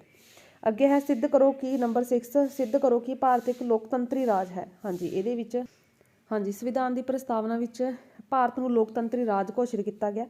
ਇਹਦਾ ਭਾਵ ਹੈ ਕਿ ਸ਼ਾਸਨ ਦੀ ਸ਼ਕਤੀ ਕਿਸੇ ਇੱਕ ਵਿਅਕਤੀ ਜਾਂ ਵਰਗ ਦੇ ਹੱਥਾਂ ਦੇ ਵਿੱਚ ਨਹੀਂ ਸਗੋਂ ਸਾਰੀ ਜਨਤਾ ਕੋਲ ਆ। ਭਾਵ ਕਿ ਸ਼ਾਸਨ ਦੀ ਸ਼ਕਤੀ ਹੈ ਜਿਹੜੇ ਪਾਵਰ ਉਹ ਕਿਸੇ ਇੱਕ ਵਿਅਕਤੀ ਜਾਂ ਵਰਗ ਦੇ ਕੋਲ ਨਹੀਂ ਹੈਗੀ ਬਲਕਿ ਲੋਕਾਂ ਦੇ ਕੋਲ ਆ, ਜਨਤਾ ਦੇ ਕੋਲ ਆ। ਤੇ ਜਨਤਾ ਆਪਣੀ ਇਸ ਸ਼ਕਤੀ ਦਾ ਜਿਹੜੀ ਕਿ ਪ੍ਰਯੋਗ ਕਰਦੇ ਆ ਵੋਟਿੰਗ ਦੇ ਵਿੱਚ। ਠੀਕ ਹੈ, ਲੋਕ ਸ਼ਾਸਨ ਚਲਾਉਣ ਦੇ ਲਈ ਆਪਣੇ ਪ੍ਰਤੀਨਿਧਾਂ ਨੂੰ ਚੁਣਦੇ ਨੇ। ਠੀਕ ਹੈ, ਤੇ ਆਪਣੇ ਇਹ ਪ੍ਰਤੀਨਿਧ ਆਪਣੇ ਕੰਮ ਲਈ ਸਾਰੀ ਜਨਤਾ ਦੇ ਪ੍ਰਤੀ ਜ਼ਿੰਮੇਵਾਰ ਹੁੰਦੇ ਨੇ। ਭਾਰਤ ਦੇ ਹਰੇਕ ਨਾਗਰਿਕ ਨੂੰ ਭਾਵੇਂ ਕਿਸੇ ਵੀ ਧਰਮ ਫਿਰਕੇ ਜਾਤ ਨਾਲ ਸੰਬੰਧਿਤ ਹੋਵੇ ਉਹਨੂੰ ਬਰਾਬਰ ਦੇ ਅਧਿਕਾਰ ਦਿੱਤੇ ਗਏ ਨੇ। ਤੇ ਇਸ ਤੋਂ ਇਲਾਵਾ ਫਿਰਕੂ ਚੋਣ ਪ੍ਰਣਾਲੀ ਨੂੰ ਖਤਮ ਕਰਕੇ ਸਾਂਝੀ ਚੋਣ ਪ੍ਰਣਾਲੀ ਨੂੰ ਅਪਣਾਇਆ ਗਿਆ। ਤੇ ਭਾਰਤ ਦੇ ਵਿੱਚ ਰਾਜਤੰਤਰਿਕ ਪ੍ਰਜਾਤੰਤਰ ਦੀ ਸਥਾਪਨਾ ਦੇ ਨਾਲ ਨਾਲ ਆਰਥਿਕ ਸਮਾਜਿਕ ਪ੍ਰਜਾਤੰਤਰ ਦੀ ਸਥਾਪਨਾ ਦਾ ਆਦਰਸ਼ ਵੀ ਪੇਸ਼ ਕੀਤਾ ਗਿਆ। ਨੈਕਸਟ ਹੈ 7th ਕੁਐਸਚਨ, ਭਾਰਤ ਦੇ ਸੰਵਿਧਾਨ ਦੀ ਪ੍ਰਸਤਾਵਨਾ ਵਿੱਚ 42ਵੀਂ ਤਬਦੀਲੀ ਦੁਆਰਾ ਸ਼ਾਮਲ ਕੀਤੇ ਗਏ ਸ਼ਬਦ ਲਿਖਣੇ ਨੇ। ਹਾਂਜੀ ਜਿਹੜੀ 42ਵੀਂ ਤਰਮੀਮ ਭਾਵ ਕਿ ਜਿਹੜੀ 42ਵੀਂ ਸੋਧ ਹੋਈ ਸੀ ਇਹਦੇ ਵਿੱਚ 42ਵੀਂ ਤਰਮੀਮ ਸੋਧ ਰਾਹੀਂ 1976 ਦੇ ਵਿੱਚ ਹੋਈ ਸੀ। ਇਹਦੇ ਵਿੱਚ ਪ੍ਰਸਤਾਵਨਾ ਵਿੱਚ ਪ੍ਰਭੂ ਸੱਤਾ ਸੰਪੰਨ ਲੋਕਤੰਤਰੀ ਗਣਰਾਜ ਦੀ ਥਾਂ ਤੇ ਪ੍ਰਭੂ ਸੱਤਾ ਸੰਪੰਨ ਸਮਾਜਵਾਦੀ ਧਰਮ ਨਿਰਪੱਖ ਲੋਕਤੰਤਰੀ ਗਣਰਾਜ ਸ਼ਬਦ ਜੋੜੇ ਗਏ। ਠੀਕ ਹੈ, ਕੀ ਜੋੜੇ ਗਏ? ਪ੍ਰਭੂ ਸਮਾਨਤਾ ਪਹਿਲਾਂ ਵੀ ਸੀ, ਕੀ ਜੋੜਿਆ ਗਿਆ? ਸਮਾਜਵਾਦੀ ਧਰਮ ਨਿਰਪੱਖ। ਠੀਕ ਹੈ, ਇਹ ਦੋਨੋਂ ਸ਼ਬਦ ਤੇ ਲੋਕਤੰਤਰੀ ਪਹਿਲਾਂ ਹੀ ਸੀ, ਗਣਰਾਜ ਪਹਿਲਾਂ ਹੀ ਸੀ, ਮਤਲਬ ਕਿ ਸਮਾਜਵਾਦੀ ਤੇ ਧਰਮ ਨਿਰਪੱਖ ਇਹ ਦੋ ਸ਼ਬਦ ਜੁੜੇ ਗਏ। ਠੀਕ ਹੈ, ਪ੍ਰਭੂਤਾ ਸੰਪੰਨ ਵੀ ਆਲਰੇਡੀ ਪਹਿਲਾਂ ਸੀ, ਲੋਕਤੰਤਰੀ ਵੀ ਪਹਿਲਾਂ ਹੀ ਸ਼ਬਦ ਸੀ, ਗਣਰਾਜ ਵੀ ਪਹਿਲਾਂ ਹੀ ਸ਼ਬਦ ਸੀ। ਦੋ ਸ਼ਬਦ ਨਵੇਂ ਜੋੜ ਦਿੱਤੇ ਗਏ, ਸਮਾਜਵਾਦੀ ਤੇ ਧਰਮ ਨਿਰਪੱਖ। ਤੇ ਇਸ ਤੋਂ ਇਲਾਵਾ ਰਾਸ਼ਟਰ ਦੀ ਏਕਤਾ ਸ਼ਬਦ ਦੀ ਥਾਂ ਤੇ ਰਾਸ਼ਟਰ ਦੀ ਏਕਤਾ ਤੇ ਅਖੰਡਤਾ, ਏਕਤਾ ਦੀ ਥਾਂ ਤੇ ਕੀ ਬਣਤਾ? ਏਕਤਾ ਤੇ ਅਖੰਡਤਾ ਸ਼ਬਦ ਸ਼ਾਮਲ ਕੀਤੇ ਗਏ। ਠੀਕ ਹੈ, ਰਾਸ਼ਟਰ ਦੀ ਏਕਤਾ ਦੀ ਥਾਂ ਤੇ ਏਕਤਾ ਤੇ ਅਖੰਡਤਾ ਸ਼ਬਦ ਸ਼ਾਮਲ ਕੀਤੇ ਗਏ। ਅੱਗੇ ਹੈ ਨੰਬਰ 8 ਪ੍ਰਸਤਾਵਨਾ ਅਨੁਸਾਰ ਭਾਰਤ ਦੀ ਸ਼ਕਤੀ ਦਾ ਮੂਲ ਸਰੋਤ ਕੀ ਹੈ? ਹਾਂਜੀ ਪ੍ਰਸਤਾਵਨਾ ਅਨੁਸਾਰ ਭਾਰਤ ਵਿੱਚ ਸ਼ਕਤੀ ਦਾ ਸੋਮਾ ਸੰਵਿਧਾਨ ਦਾ ਨਿਰਮਾਣ ਕਰਨ ਵਾਲੇ ਅਤੇ ਉਸ ਨੂੰ ਆਪਣੇ ਤੇ ਲਾਗੂ ਕਰਨ ਵਾਲੇ ਭਾਰਤ ਦੇ ਲੋਕ ਨੇ, ਭਾਵ ਕਿ ਜਨਤਾ। ਠੀਕ ਹੈ, ਕੋਈ ਵੀ ਹੋਰ ਸ਼ਕਤੀ ਨਹੀਂ ਹੈਗੀ, ਸਿਰਫ ਇਹ ਸ਼ਕਤੀ ਕਿਹਦੇ ਕੋਲ ਹੈ? ਸ਼ਕਤੀ ਦੇ ਸੋਮਾ ਕੀ ਹੈ? ਜਿਹੜੀ ਕਿ ਜਨਤਾ, ਲੋਕ। ਤੇ ਪ੍ਰਸਤਾਵਨਾ ਇਹਨਾਂ ਸ਼ਬਦਾਂ ਨਾਲ ਸ਼ੁਰੂ ਹੁੰਦੀ ਹੈ ਕਿ ਅਸੀਂ ਭਾਰਤ ਦੇ ਲੋਕ ਇਸ ਸੰਵਿਧਾਨ ਨੂੰ ਸਵੀਕਾਰ ਅਧਿਨਿਯਮਤ ਆਤਮ ਅਰਪਿਤ ਕਰਦੇ ਹਾਂ। ਤੇ ਇਹ ਸ਼ਬਦ ਇਸ ਗੱਲ ਨੂੰ ਸਪਸ਼ਟ ਕਰਦੇ ਨੇ ਕਿ ਭਾਰਤੀ ਸੰਵਿਧਾਨ ਦਾ ਸੋਮਾ ਕੀ ਨੇ? ਜਨਤਾ ਦੀ ਸਰਵਉੱਚ ਸ਼ਕਤੀ ਹੈ, ਭਾਵ ਕਿ ਜਨਤਾ। ਠੀਕ ਹੈ, ਤੇ ਸੰਵਿਧਾਨ ਦੀ ਵਿਦੇਸ਼ੀ ਸ਼ਕਤੀ ਨੇ ਭਾਰਤ ਤੇ ਨਹੀਂ ਥੋਪਿਆ, ਸਗੋਂ ਜਨਤਾ ਦੀ ਸਾਰੀ ਸ਼ਕਤੀ ਦਾ ਮੂਲ, ਜਨਤਾ ਹੀ ਸਾਰੀ ਸ਼ਕਤੀ ਦਾ ਮੂਲ ਸੋਮਾ। ਅੱਗੇ ਹੈ 3rd ਕੁਐਸਚਨ, ਭਾਰਤੀ 3rd ਚੈਪਟਰ ਹੈ ਜਿਹੜਾ ਭਾਰਤੀ ਸੰਵਿਧਾਨ ਦੇ ਮੁੱਖ ਵਿਸ਼ੇਸ਼ਤਾਵਾਂ। ਹਾਂਜੀ ਇਸ ਦੇ ਵਿੱਚ ਹੈ ਭਾਰਤੀ ਸੰਵਿਧਾਨ ਦੇ 2 ਵਿਸ਼ੇਸ਼ਤਾਵਾਂ ਜਾਂ ਸੰਵਿਧਾਨ ਦੇ 4 ਵਿਸ਼ੇਸ਼ਤਾਵਾਂ, 3 ਵਿਸ਼ੇਸ਼ਤਾਵਾਂ, ਜਿੰਨਾ ਵੀ ਪੁੱਛਿਆ ਜਾਵੇ ਸਾਨੂੰ ਕੁਐਸਚਨ। ਇਹ ਲੌਂਗਲੀ ਵੀ ਇੰਪੋਰਟੈਂਟ ਹੈ, ਵੈਰੀ ਇੰਪੋਰਟੈਂਟ। ਲਿਖਤੀ ਤੇ ਵਿਸ਼ਾਲ ਸੰਵਿਧਾਨ। ਹਾਂਜੀ ਅਮਰੀਕਾ, ਸਵਿਟਜ਼ਰਲੈਂਡ, ਸਾਮਵਾਦੀ ਚੀਨ, ਫਰਾਂਸ ਤੇ ਜਾਪਾਨ ਦੇ ਸੰਵਿਧਾਨਾਂ ਵਾਂਗ ਭਾਰਤ ਦਾ ਸੰਵਿਧਾਨ ਲਿਖਤੀ ਸੰਵਿਧਾਨ ਹੈ ਤੇ ਵਿਸ਼ਾਲ ਸੰਵਿਧਾਨ ਹੈ। ਠੀਕ ਹੈ, ਤੇ ਸਾਡੇ ਸੰਵਿਧਾਨ ਦੇ ਵਿੱਚ 395 ਅਨੁਛੇਦ ਨੇ, 24 ਹਿੱਸਿਆਂ ਵਿੱਚ ਇਹਨੂੰ ਵੰਡਿਆ ਗਿਆ। ਇਸ ਤੋਂ ਇਲਾਵਾ 12 ਅਨੁਸੂਚੀਆਂ ਨੇ। ਠੀਕ ਹੈ, ਤੇ ਹਾਂਜੀ ਅਗਲਾ ਹੈ ਪ੍ਰਸਤਾਵਨਾ। ਹਰੇਕ ਚੰਗੇ ਸੰਵਿਧਾਨ ਵਾਂਗ ਸਾਡੇ ਸੰਵਿਧਾਨ ਭਾਰਤੀ ਸੰਵਿਧਾਨ ਵਿੱਚ ਵੀ ਪ੍ਰਸਤਾਵਨਾ ਦਿੱਤੀ ਗਈ ਆ। ਤੇ ਪ੍ਰਸਤਾਵਨਾ ਵਿੱਚ ਸੰਵਿਧਾਨ ਦੇ ਮੁੱਖ ਉਦੇਸ਼, ਵਿਚਾਰਧਾਵਾਂ, ਮਕਸਦ, ਠੀਕ ਹੈ, ਭਾਵ ਕਿ ਉਦੇਸ਼, ਰਾਜ ਦੀਆਂ ਜ਼ਿੰਮੇਵਾਰੀਆਂ ਦਾ ਜ਼ਿਕਰ ਕੀਤਾ ਗਿਆ। 3rd ਕੀ ਹੈ? ਭਾਰਤੀ ਸੰਵਿਧਾਨ ਨੇ ਭਾਰਤ ਨੂੰ ਇੱਕ ਪ੍ਰਭੂਤਾਸ਼ਾਲੀ ਸੰਪੂਰਨ ਪ੍ਰਭੂਤਾਸ਼ਾਲੀ ਲੋਕਤੰਤਰੀ ਜਿਹੜੇ ਕਿ ਘੋਸ਼ਿਤ ਕੀਤਾ। ਠੀਕ ਹੈ, 42ਵੀਂ ਸੋਧ ਰਾਹੀਂ ਭਾਰਤ ਨੂੰ ਇੱਕ ਸੰਪੂਰਨ ਪ੍ਰਭੂਤਾਸ਼ਾਲੀ ਸਮਾਜਵਾਦੀ ਧਰਮ ਨਿਰਪੱਖ ਲੋਕਤੰਤਰੀ ਗਣਰਾਜ ਘੋਸ਼ਿਤ ਕੀਤਾ ਗਿਆ। 4th ਹੈ ਧਰਮ ਨਿਰਪੱਖ ਰਾਜ। ਭਾਰਤ ਦੇ ਸੰਵਿਧਾਨ ਅਨੁਸਾਰ ਭਾਰਤ ਇੱਕ ਧਰਮ ਨਿਰਪੱਖ ਰਾਜ ਹੈ। ਹਾਂਜੀ ਅੱਗੇ ਹੈ 2nd ਕੁਐਸਚਨ, ਭਾਰਤੀ ਸੰਵਿਧਾਨ ਨੂੰ 26 ਜਨਵਰੀ 1950 ਨੂੰ ਹੀ ਕਿਉਂ ਲਾਗੂ ਕੀਤਾ ਗਿਆ ਜਾਂ 26 ਜਨਵਰੀ ਦਾ ਕੀ ਮਹੱਤਵ ਹੈ? ਹਾਂਜੀ ਭਾਰਤ ਦਾ ਸੰਵਿਧਾਨ ਜਿਹੜੇ ਕਿ 26 ਜਨਵਰੀ 1950 ਨੂੰ ਲਾਗੂ ਕੀਤਾ ਗਿਆ। 26 ਜਨਵਰੀ ਦੇ ਦਿਨ ਭਾਰਤ ਦਾ ਇਤਿਹਾਸ ਜਿਹੜੇ ਕਿ ਭਾਰਤ ਦੇ ਇਤਿਹਾਸ ਵਿੱਚ ਵਿਸ਼ੇਸ਼ ਮਹੱਤਵ ਰੱਖਦਾ। 26 ਜਨਵਰੀ ਦਾ ਦਿਨ ਦਸੰਬਰ 1929 ਈਸਵੀ ਦੇ ਵਿੱਚ ਪੰਡਿਤ ਜਵਾਹਰ ਲਾਲ ਨਹਿਰੂ ਦੀ ਪ੍ਰਧਾਨਗੀ ਦੇ ਵਿੱਚ ਕਾਂਗਰਸ ਦਾ ਜਿਹੜਾ ਲਾਹੌਰ ਦੇ ਵਿੱਚ ਸੈਸ਼ਨ ਹੋਇਆ ਸੀ, ਤਾਂ ਭਾਰਤ ਦੇ ਲਈ ਪੂਰਨ ਸੁਤੰਤਰਤਾ ਦੀ ਮੰਗ ਦਾ ਪ੍ਰਸਤਾਵ ਪੇਸ਼ ਕੀਤਾ ਗਿਆ ਸੀ। ਭਾਵ ਕਿ ਦਸੰਬਰ 1929 ਈਸਵੀ ਦੇ ਵਿੱਚ ਜਦੋਂ ਜਿਹੜੇ ਕਿ ਕਾਂਗਰਸ ਦਾ ਸੈਸ਼ਨ ਹੋਇਆ ਸੀ ਲਾਹੌਰ ਦੇ ਵਿੱਚ, ਤਾਂ ਪੰਡਿਤ ਜਵਾਹਰ ਲਾਲ ਨਹਿਰੂ ਦੀ ਪ੍ਰਧਾਨਗੀ ਸੀ ਉਸ ਜਿਹੜੇ ਕਿ ਸੈਸ਼ਨ ਦੇ ਵਿੱਚ, ਤਾਂ ਭਾਰਤ ਦੇ ਲਈ ਪੂਰਨ ਸੁਤੰਤਰਤਾ ਦੀ ਮੰਗ ਦਾ ਪ੍ਰਸਤਾਵ ਪੇਸ਼ ਕੀਤਾ ਸੀ। ਤਾਂ ਇਸੇ ਪ੍ਰਸਤਾਵ ਦੇ ਅਕੋਰਡਿੰਗ 26 ਜਨਵਰੀ 1930 ਨੂੰ 30 ਨੂੰ ਦਿਨ ਸੁਤੰਤਰਤਾ ਦਿਵਸ ਦੇ ਰੂਪ ਦੇ ਵਿੱਚ ਮਨਾਇਆ ਗਿਆ, ਤੇ 26 ਜਨਵਰੀ 1930 ਨੂੰ ਜਿਹੜਾ ਕਿ ਸੁਤੰਤਰਤਾ ਦਿਵਸ ਦੇ ਰੂਪ ਦੇ ਵਿੱਚ ਮਨਾਇਆ ਗਿਆ। ਇਸੇ ਦਿਨ ਦੀ ਯਾਦ ਦੇ ਵਿੱਚ ਮੁੱਖ ਰੱਖਦੇ ਹੋਏ ਜਿਹੜੇ ਕਿ ਸੰਵਿਧਾਨ 26 ਜਨਵਰੀ 1950 ਨੂੰ ਲਾਗੂ ਕੀਤਾ ਗਿਆ ਸੀ। ਭਾਵ ਕਿ ਇਸ ਦਿਨ ਸਾਰੇ ਭਾਰਤੀਆਂ ਨੂੰ ਦੇਸ਼ ਆਜ਼ਾਦ ਕਰਵਾਉਣ ਦਾ ਜਿਹੜਾ ਕਿ ਪ੍ਰਣ ਲਿਆ ਸੀ 26 ਜਨਵਰੀ 1930 ਨੂੰ, ਠੀਕ ਹੈ, ਤੇ ਉਹਨਾਂ ਨੇ ਸੁਤੰਤਰਤਾ ਦਿਵਸ ਦੇ ਰੂਪ ਦੇ ਵਿੱਚ ਮਨਾਇਆ ਸੀ। ਤੇ ਇਸੇ ਤੋਂ ਬਾਅਦ 26 ਜਨਵਰੀ ਦਾ ਦਿਨ ਜਿਹੜਾ ਕਿ ਸੁਤੰਤਰਤਾ ਦਿਵਸ ਦੇ ਰੂਪ ਦੇ ਵਿੱਚ ਮਨਾਇਆ ਜਾਂਦਾ ਰਿਹਾ। ਇਸੇ ਲਈ ਚਾਹੇ ਸੰਵਿਧਾਨ 26 ਜਨਵਰੀ 1949 ਨੂੰ ਤਿਆਰ ਹੋ ਗਿਆ ਸੀ, ਬਟ ਇੱਥੇ ਜਨਵਰੀ ਨਾਲ 26 ਨਵੰਬਰ 1949 ਨੂੰ ਬਣ ਕੇ ਤਿਆਰ ਹੋ ਗਿਆ ਸੀ, ਠੀਕ ਹੈ, ਬਟ ਇਹਨੂੰ ਲਾਗੂ 26 ਜਨਵਰੀ 1950 ਨੂੰ ਕੀਤਾ ਗਿਆ। ਅੱਗੇ ਹੈ ਭਾਰਤ ਇੱਕ ਧਰਮ ਨਿਰਪੱਖ ਰਾਜ ਹੈ, ਵਿਆਖਿਆ ਕਰਨੀ ਹੈ। ਹਾਂਜੀ, ਭਾਰਤ ਇੱਕ ਧਰਮ ਨਿਰਪੱਖ ਰਾਜ ਹੈ, ਮਤਲਬ ਕਿ ਰਾਜ ਦਾ ਕੋਈ ਧਰਮ ਨਹੀਂ ਹੈਗਾ, ਜਨਤਾ ਜਿਹੜਾ ਮਰਜ਼ੀ ਧਰਮ ਨੂੰ ਅਪਣਾ ਸਕਦੀ ਹੈ, ਜਿਸ ਮਰਜ਼ੀ ਧਰਮ ਨੂੰ ਜਿਹੜੇ ਕਿ ਫੋਲੋ ਕਰ ਸਕਦੀ ਹੈ। 42ਵੇਂ ਸੰਵਿਧਾਨਿਕ ਸੋਧਾਂ ਦੀ ਪ੍ਰਸਤਾਵਨਾ ਵਿੱਚ ਧਰਮ ਨਿਰਪੱਖ ਸ਼ਬਦ ਜੋੜ ਕੇ ਭਾਰਤ ਨੂੰ ਸਪਸ਼ਟ ਰੂਪ ਦੇ ਵਿੱਚ ਧਰਮ ਨਿਰਪੱਖ ਰਾਜ ਜਿਹੜੀ ਕਿ ਘੋਸ਼ਿਤ ਕੀਤਾ ਗਿਆ। ਰਾਜ ਦਾ ਆਪਣਾ ਕੋਈ ਧਰਮ ਨਹੀਂ ਹੈਗਾ, ਅਤੇ ਰਾਜ ਨਾ ਹੀ ਧਰਮ ਨੂੰ ਮਹੱਤਵ ਦਿੰਦਾ, ਸਾਰੇ ਧਰਮ ਬਰਾਬਰ ਨੇ, ਕਿਸੇ ਧਰਮ ਨੂੰ ਵੀ ਵਿਸ਼ੇਸ਼ ਅਧਿਕਾਰ ਪ੍ਰਾਪਤ ਨਹੀਂ। ਸਰਕਾਰੀ ਸਕੂਲਾਂ ਕਾਲਜਾਂ ਵਿੱਚ ਧਾਰਮਿਕ ਸਿੱਖਿਆ ਨਹੀਂ ਦਿੱਤੀ ਜਾਂਦੀ। ਹਰੇਕ ਵਿਅਕਤੀ ਆਪਣੀ ਇੱਛਾ ਅਨੁਸਾਰ ਕਿਸੇ ਵੀ ਧਰਮ ਦਾ ਵੀ ਪਾਲਣਾ ਕਰ ਸਕਦਾ, ਕਿਸੇ ਵੀ ਧਰਮ ਨੂੰ ਅਪਣਾ ਸਕਦਾ, ਤੇ ਸਾਰੇ ਧਰਮਾਂ ਨੂੰ ਪ੍ਰਚਾਰ ਤੇ ਉੱਨਤੀ ਲਈ ਬਰਾਬਰ ਮੌਕੇ ਦਿੱਤੇ ਗਏ ਨੇ, ਅਧਿਕਾਰ ਪ੍ਰਦਾਨ ਦਿੱਤੇ ਗਏ ਨੇ, ਤੇ ਸੰਪਰਦਾਇਕ ਚੋਣ ਪ੍ਰਣਾਲੀ ਦਾ ਅੰਤ ਕੀਤਾ ਗਿਆ। ਜਿਸ ਕਰਕੇ ਆਪਾਂ ਕਹਿ ਸਕਦੇ ਹਾਂ ਕਿ ਭਾਰਤ ਇੱਕ ਜਿਹੜੇ ਕਿ ਧਰਮ ਨਿਰਪੱਖ ਰਾਜ ਹੈ। ਅੱਗੇ ਹੈ ਫੋਰਥ, ਭਾਰਤੀ ਸੰਵਿਧਾਨ ਦੇ ਵਿਸ਼ਾਲ ਹੋਣ ਦੇ ਕੀ ਕਾਰਨ ਨੇ। ਭਾਰਤੀ ਸੰਵਿਧਾਨ ਜਿਹੜਾ ਕਿ ਇਹਦਾ ਵਿਸ਼ਾਲ ਵੱਡਾ ਸੰਵਿਧਾਨ, ਇਹਦੇ ਕੀ ਕਾਰਨ ਨੇ, ਠੀਕ ਹੈ। ਪਹਿਲਾ ਕੀ ਆ, ਭਾਰਤ ਵਿੱਚ ਕੇਂਦਰ ਦੇ ਰਾਜਾਂ ਦੇ ਲਈ ਇੱਕੋ ਸੰਵਿਧਾਨ ਸਭਾ, ਇੱਕੋ ਸੰਯੁਕਤ ਸੰਵਿਧਾਨ ਦੀ ਵਿਵਸਥਾ ਕੀਤੀ ਗਈ ਹੈ, ਮਤਲਬ ਕਿ ਪ੍ਰਾਂਤਾਂ ਲਈ ਕੋਈ ਅਲੱਗ ਨਹੀਂ ਹੈਗਾ, ਜਿਸ ਕਰਕੇ ਪ੍ਰਾਂਤਾਂ ਤੇ ਜਿਹੜੇ ਕਿ ਕੇਂਦਰ ਦੇ ਇੱਕੋ ਸੰਵਿਧਾਨ ਹੋਣ ਕਰਕੇ ਜਿਹੜੇ ਕਿ ਵਿਸ਼ਾਲ ਸੰਵਿਧਾਨ ਹੈ ਇਹ। ਅਗਲਾ ਹੈ ਸੰਵਿਧਾਨ ਦੇ ਤੀਜੇ ਭਾਗ ਦੇ ਵਿੱਚ ਮੌਲਿਕ ਅਧਿਕਾਰਾਂ ਦੀ ਵਿਸਥਾਰ ਪੂਰਵਕ ਵਿਆਖਿਆ ਕੀਤੀ ਗਈ ਹੈ, ਤਾਂ ਕਰਕੇ। ਸੰਵਿਧਾਨ ਦੇ ਚੌਥੇ ਭਾਗ ਦੇ ਵਿੱਚ ਰਾਜਨੀਤੀ ਦੇ ਨਿਰਦੇਸ਼ਕ ਸਿਧਾਂਤ ਦਿੱਤੇ ਗਏ ਨੇ, ਤਾਂ ਕਰਕੇ। ਤੇ ਸੰਵਿਧਾਨ ਦੇ 18ਵੇਂ ਭਾਗ ਦੇ ਵਿੱਚ 359 352 ਤੋਂ ਲੈ ਕੇ 360 ਤੱਕ ਰਾਸ਼ਟਰਪਤੀ ਦੇ ਸੰਕਟਕਾਲੀਨ ਸ਼ਕਤੀਆਂ ਦੀ ਵਿਵਸਥਾ ਕੀਤੀ ਗਈ ਹੈ। ਅੱਗੇ ਹੈ ਫਿਫਥ ਕੁਐਸਚਨ, ਕਠੋਰ ਤੇ ਲਚਕਦਾਰ ਸੰਵਿਧਾਨ ਤੋਂ ਕੀ ਭਾਵ ਹੈ। ਹਾਂਜੀ, ਸੰਵਿਧਾਨ ਵਿੱਚ ਸੰਸ਼ੋਧਨ ਦੀ ਵਿਧੀ, ਭਾਵ ਕਿ ਸੰਵਿਧਾਨ ਦੇ ਵਿੱਚ ਸੋਧ ਦੀ ਵਿਧੀ ਦੇ ਆਧਾਰ ਤੇ ਸੰਵਿਧਾਨ ਨੂੰ ਦੋ ਭਾਗਾਂ ਵਿੱਚ ਵੰਡਿਆ ਗਿਆ, ਲਚਕੀਲਾ ਤੇ ਕਠੋਰ। ਲਚਕੀਲਾ ਸੰਵਿਧਾਨ ਜਿਹੜੇ ਕਿ ਸੌਖੇ ਤਰੀਕੇ ਨਾਲ ਪਰਿਵਰਤਨ ਕੀਤਾ ਜਾ ਸਕਦਾ, ਉਹਨੂੰ ਆਪਾਂ ਕਹਿੰਦੇ ਲਚਕੀਲਾ ਸੰਵਿਧਾਨ। ਬਟ ਜਿਹੜਾ ਕਠੋਰ ਸੰਵਿਧਾਨ ਹੁੰਦਾ ਉਹਦੇ ਵਿੱਚ ਐਵੇਂ ਸੰਭਵ ਨਹੀਂ ਹੁੰਦਾ, ਉਹਦੇ ਵਿੱਚ ਜਿਹੜੇ ਕਿ ਤੇ ਲਚਕੀਲੇ ਸੰਵਿਧਾਨ ਵਿੱਚ ਸਧਾਰਨ ਕਾਨੂੰਨ ਤੇ ਸੰਵਿਧਾਨਿਕ ਕਾਨੂੰਨ ਇੱਕ ਹੀ ਤਰੀਕੇ ਨਾਲ ਬਣਾਏ ਜਾਂਦੇ ਨੇ, ਠੀਕ ਹੈ। ਬਟ ਜਿਹੜਾ ਕਠੋਰ ਸੰਵਿਧਾਨ ਆ ਉਹਦੇ ਵਿੱਚ ਸਧਾਰਨ ਤੇ ਸੰਵਿਧਾਨਿਕ ਕਾਨੂੰਨਾਂ ਵਿੱਚ ਅੰਤਰ ਰੱਖਿਆ ਜਾਂਦਾ।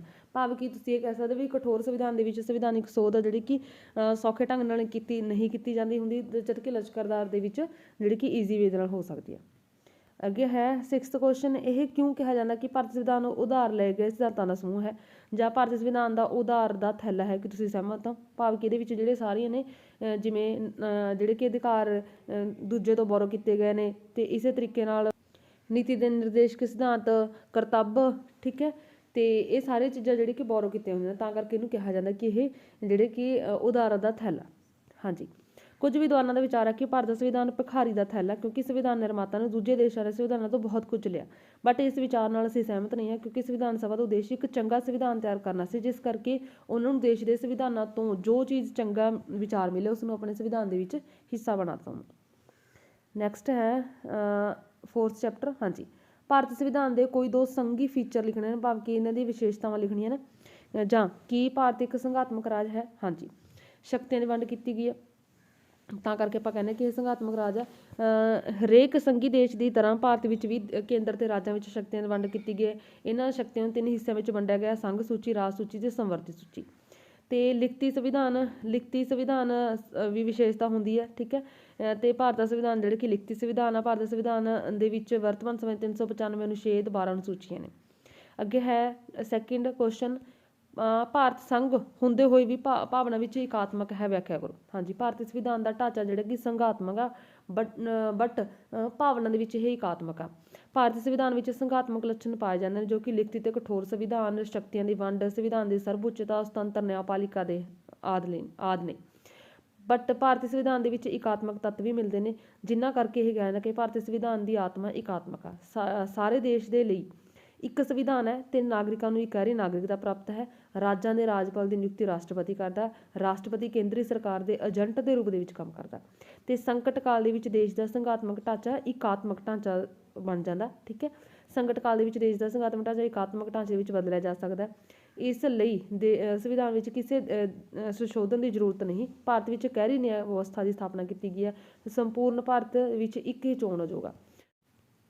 ਹਾਂਜੀ, ਇਹਨੂੰ ਆਪਾਂ ਤਾਂ ਕਹਿ ਸਕਦੇ ਹਾਂ ਕਿ ਇਹ ਜਿਹੜੇ ਕਿ ਇਕਾਤਮਕ ਇੱਕ ਤਾਂ ਇਕਹਿਰੀ ਨਿਆਂ ਵਿਵਸਥਾ ਕੀਤੀ ਗਈ ਹੈ ਤੇ ਚੋਣ ਆਯੋਗ ਇੱਕ ਹੈ ਤੇ ਰਾਸ਼ਟਰਪਤੀ ਦੇ ਜਿਹੜੇ ਕਿ ਉਹ ਵੀ ਕੇਂਦਰ ਸਰਕਾਰ ਦੇ ਏਜੰਟ ਦੇ ਰੂਪ ਦੇ ਵਿੱਚ ਕੰਮ ਕਰਦਾ ਤੇ ਸੰਕਟ ਕਾਲ ਦੇ ਵਿੱਚ ਦੇਸ਼ ਦਾ ਜਿਹੜੇ ਕਿ ਸੰਘਾਤਮਕ ਢਾਂਚਾ ਇਕਾਤਮਕ ਢਾਂਚੇ ਦੇ ਵਿੱਚ ਬਦਲ ਜਾਂਦਾ।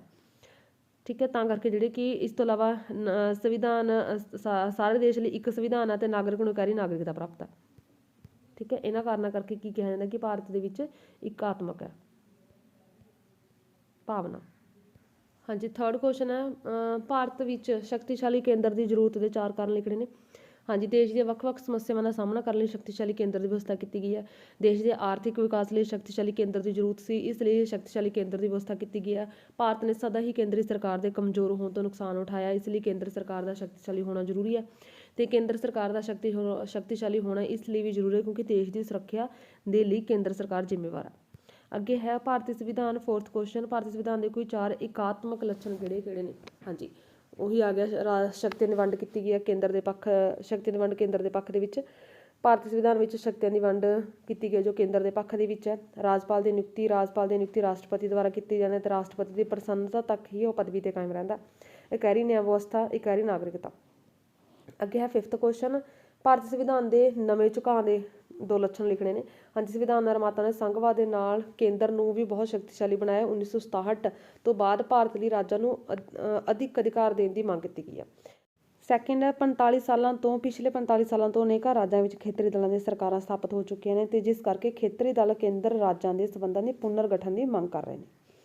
ਅਗਲਾ ਹੈ 6th ਨੰਬਰ ਕੁਐਸਚਨ, ਕੇਂਦਰ ਤੇ ਰਾਜਾਂ ਵਿੱਚ ਵਿਸ਼ਿਆਂ ਦੀ ਵੰਡ ਕਿਵੇਂ ਕੀਤੀ ਗਈ ਆ। ਹਾਂਜੀ, ਕੇਂਦਰੀ ਸੂਚੀ ਜਾਂ ਸੰਵਰਤੀ ਸੂਚੀ ਤੋਂ ਜਾਂ ਕੀ ਭਾਵ ਲੈਂਦੇ ਤੁਸੀਂ। ਹਾਂਜੀ, 3 ਇਹਨਾਂ ਦੇ ਆਧਾਰ ਤੇ ਜਿਹੜੀ ਕਿ ਸੂਚੀ ਦੇ ਆਧਾਰ ਤੇ ਵੰਡ ਕੀਤੀ ਗਈ ਹੈ, ਸੰਘ ਸੂਚੀ, ਰਾਜ ਸੂਚੀ ਤੇ ਸੰਵਰਤੀ ਸੂਚੀ।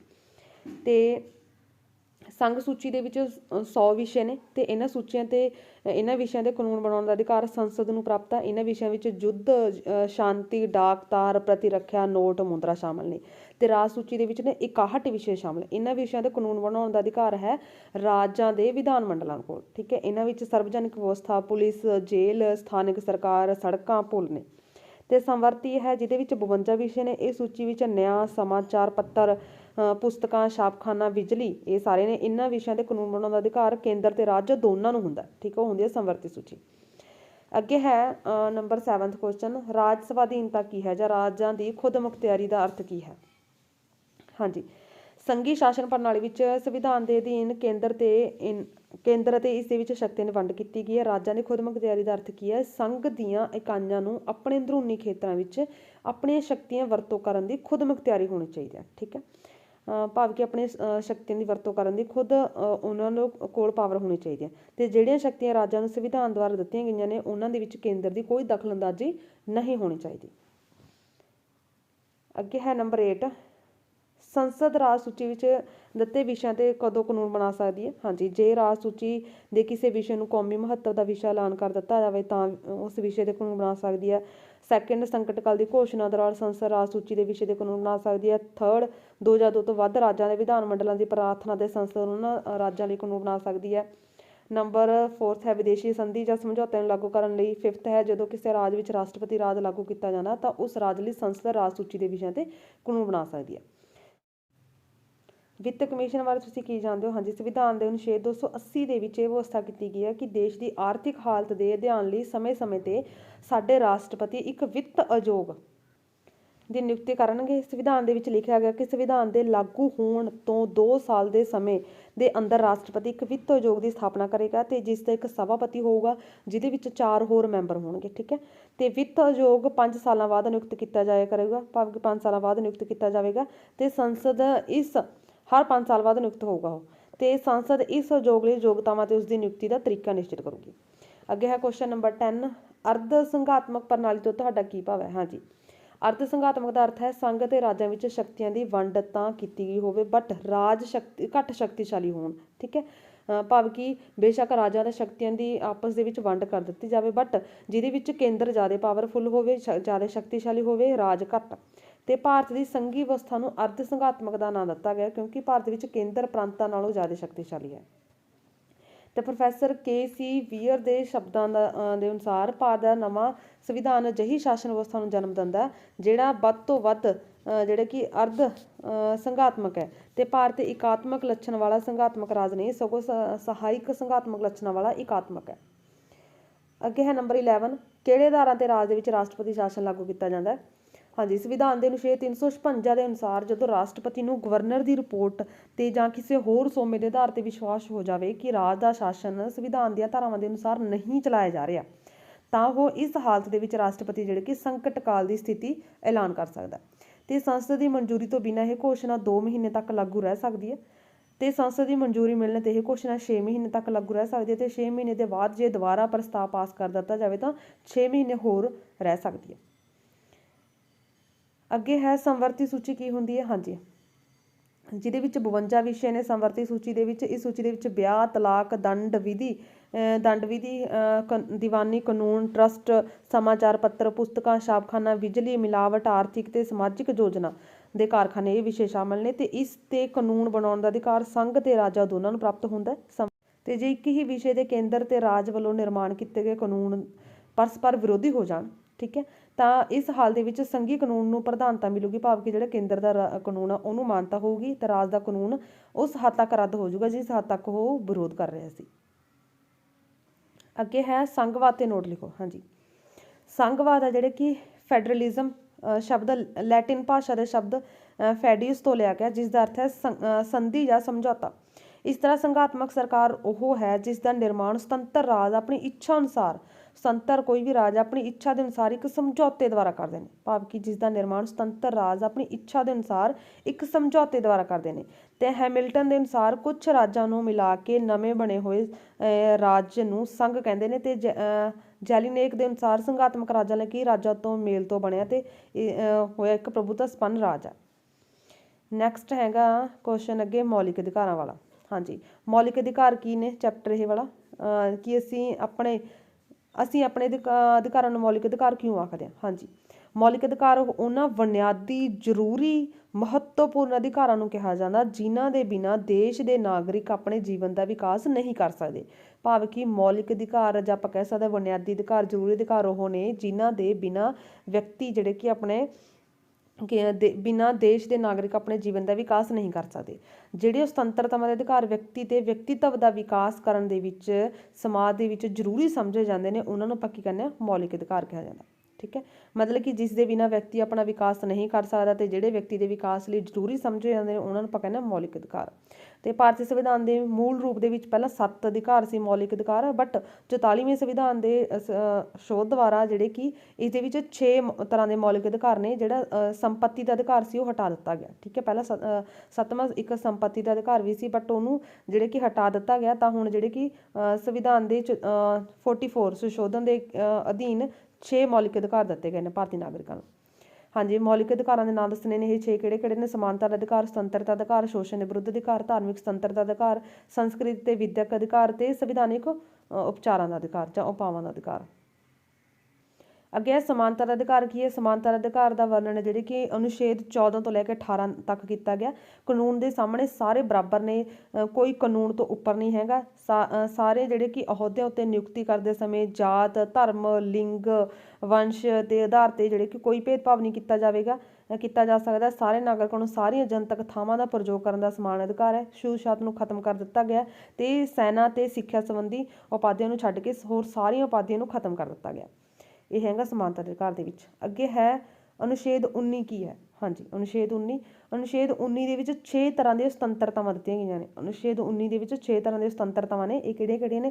ਹਰੇਕ ਨਾਗਰਿਕ ਨੂੰ ਭਾਸ਼ਣ ਦੇਣ ਤੇ ਵਿਚਾਰ ਪ੍ਰਗਟ ਕਰਨ ਦੀ ਸੁਤੰਤਰਤਾ, ਹਰੇਕ ਨਾਗਰਿਕ ਨੂੰ ਸ਼ਾਂਤੀਪੂਰਵਕ ਬਿਨਾਂ ਹਥਿਆਰ ਦੇ ਇਕੱਠੇ ਹੋਣ ਦੀ ਸੁਤੰਤਰਤਾ, ਕਿਸੇ ਸਮੱਸਿਆ ਬਾਰੇ ਵਿਚਾਰ ਵਟਾਂਦਰਾ ਕਰਨ ਦੀ ਸੁਤੰਤਰਤਾ।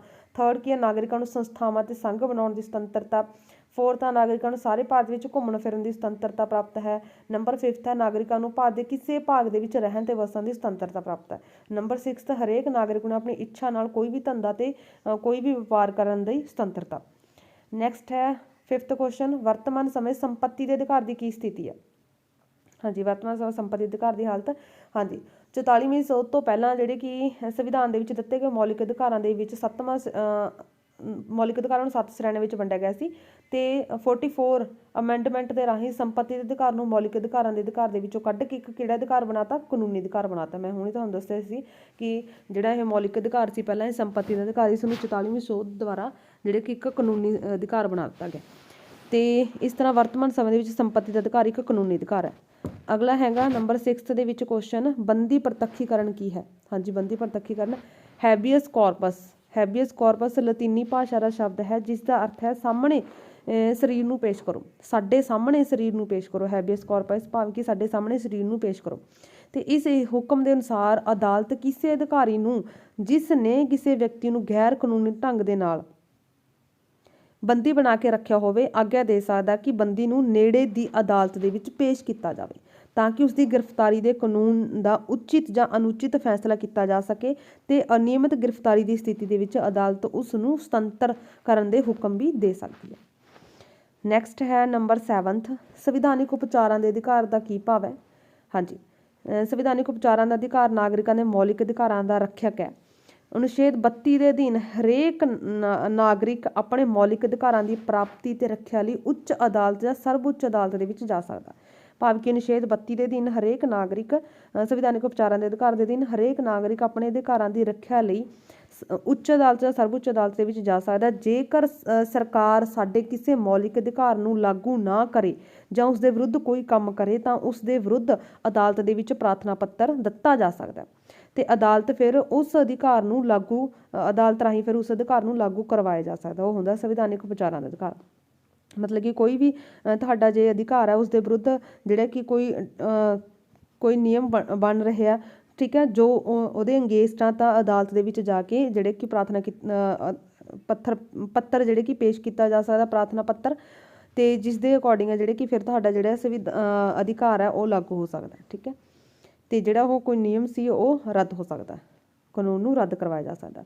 ਤੇ ਉੱਚ ਅਦਾਲਤਾਂ ਤੇ ਸਰਵਉੱਚ ਅਦਾਲਤਾਂ ਦੇ ਇਸ ਸੰਬੰਧ ਦੇ ਵਿੱਚ ਕਈ ਤਰ੍ਹਾਂ ਦੇ ਰਿਟਸ ਜਾਰੀ ਕਰਨ ਦਾ ਅਧਿਕਾਰ ਵੀ ਹੈ। ਅੱਗੇ ਹੈ ਲੇਖ ਭਾਵ ਕਿ ਰਿਟਸ, ਠੀਕ ਹੈ।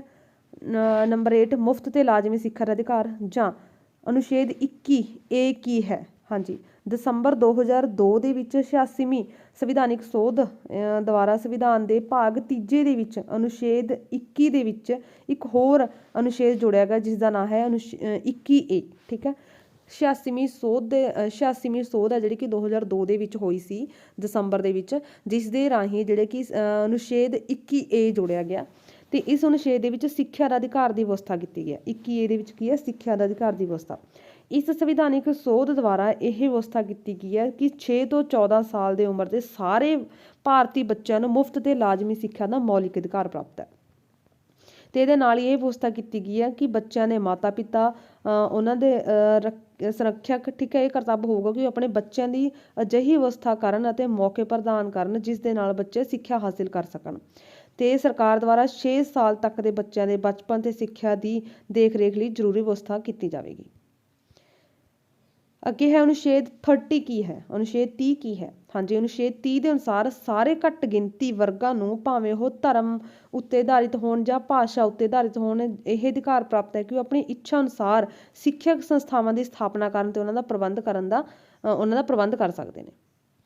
ਤੇ ਅਨੁਛੇਦ 30 ਦੇ ਅਨੁਸਾਰ ਰਾਜ ਵੱਲੋਂ ਸਿੱਖਿਅਕ ਸੰਸਥਾਵਾਂ ਨੂੰ ਸਹਾਇਤਾ ਦਿੰਦੇ ਸਮੇਂ ਜਿਹੜੇ ਕਿ ਸਿੱਖਿਅਕ ਸੰਸਥਾਵਾਂ ਦੇ ਨਾਲ ਇਸ ਆਧਾਰ ਉੱਤੇ ਕੋਈ ਭੇਦਭਾਵ ਨਹੀਂ ਹੋਊਗਾ ਕਿ ਉਹ ਘੱਟ ਗਿਣਤੀ ਵਰਗ ਦੇ ਨਾਲ ਸੰਬੰਧਿਤ ਨੇ, ਠੀਕ ਆ, ਭਾਵੇਂ ਉਹ ਵਰਗ, ਭਾਸ਼ਾ ਜਾਂ ਧਰਮ ਦੇ ਆਧਾਰ ਤੇ ਘੱਟ ਗਿਣਤੀ ਕਿਉਂ ਨਾ ਹੋਵੇ, ਮਤਲਬ ਕਿ ਕੋਈ ਭੇਦਭਾਵ ਨਹੀਂ ਹੋਊਗਾ।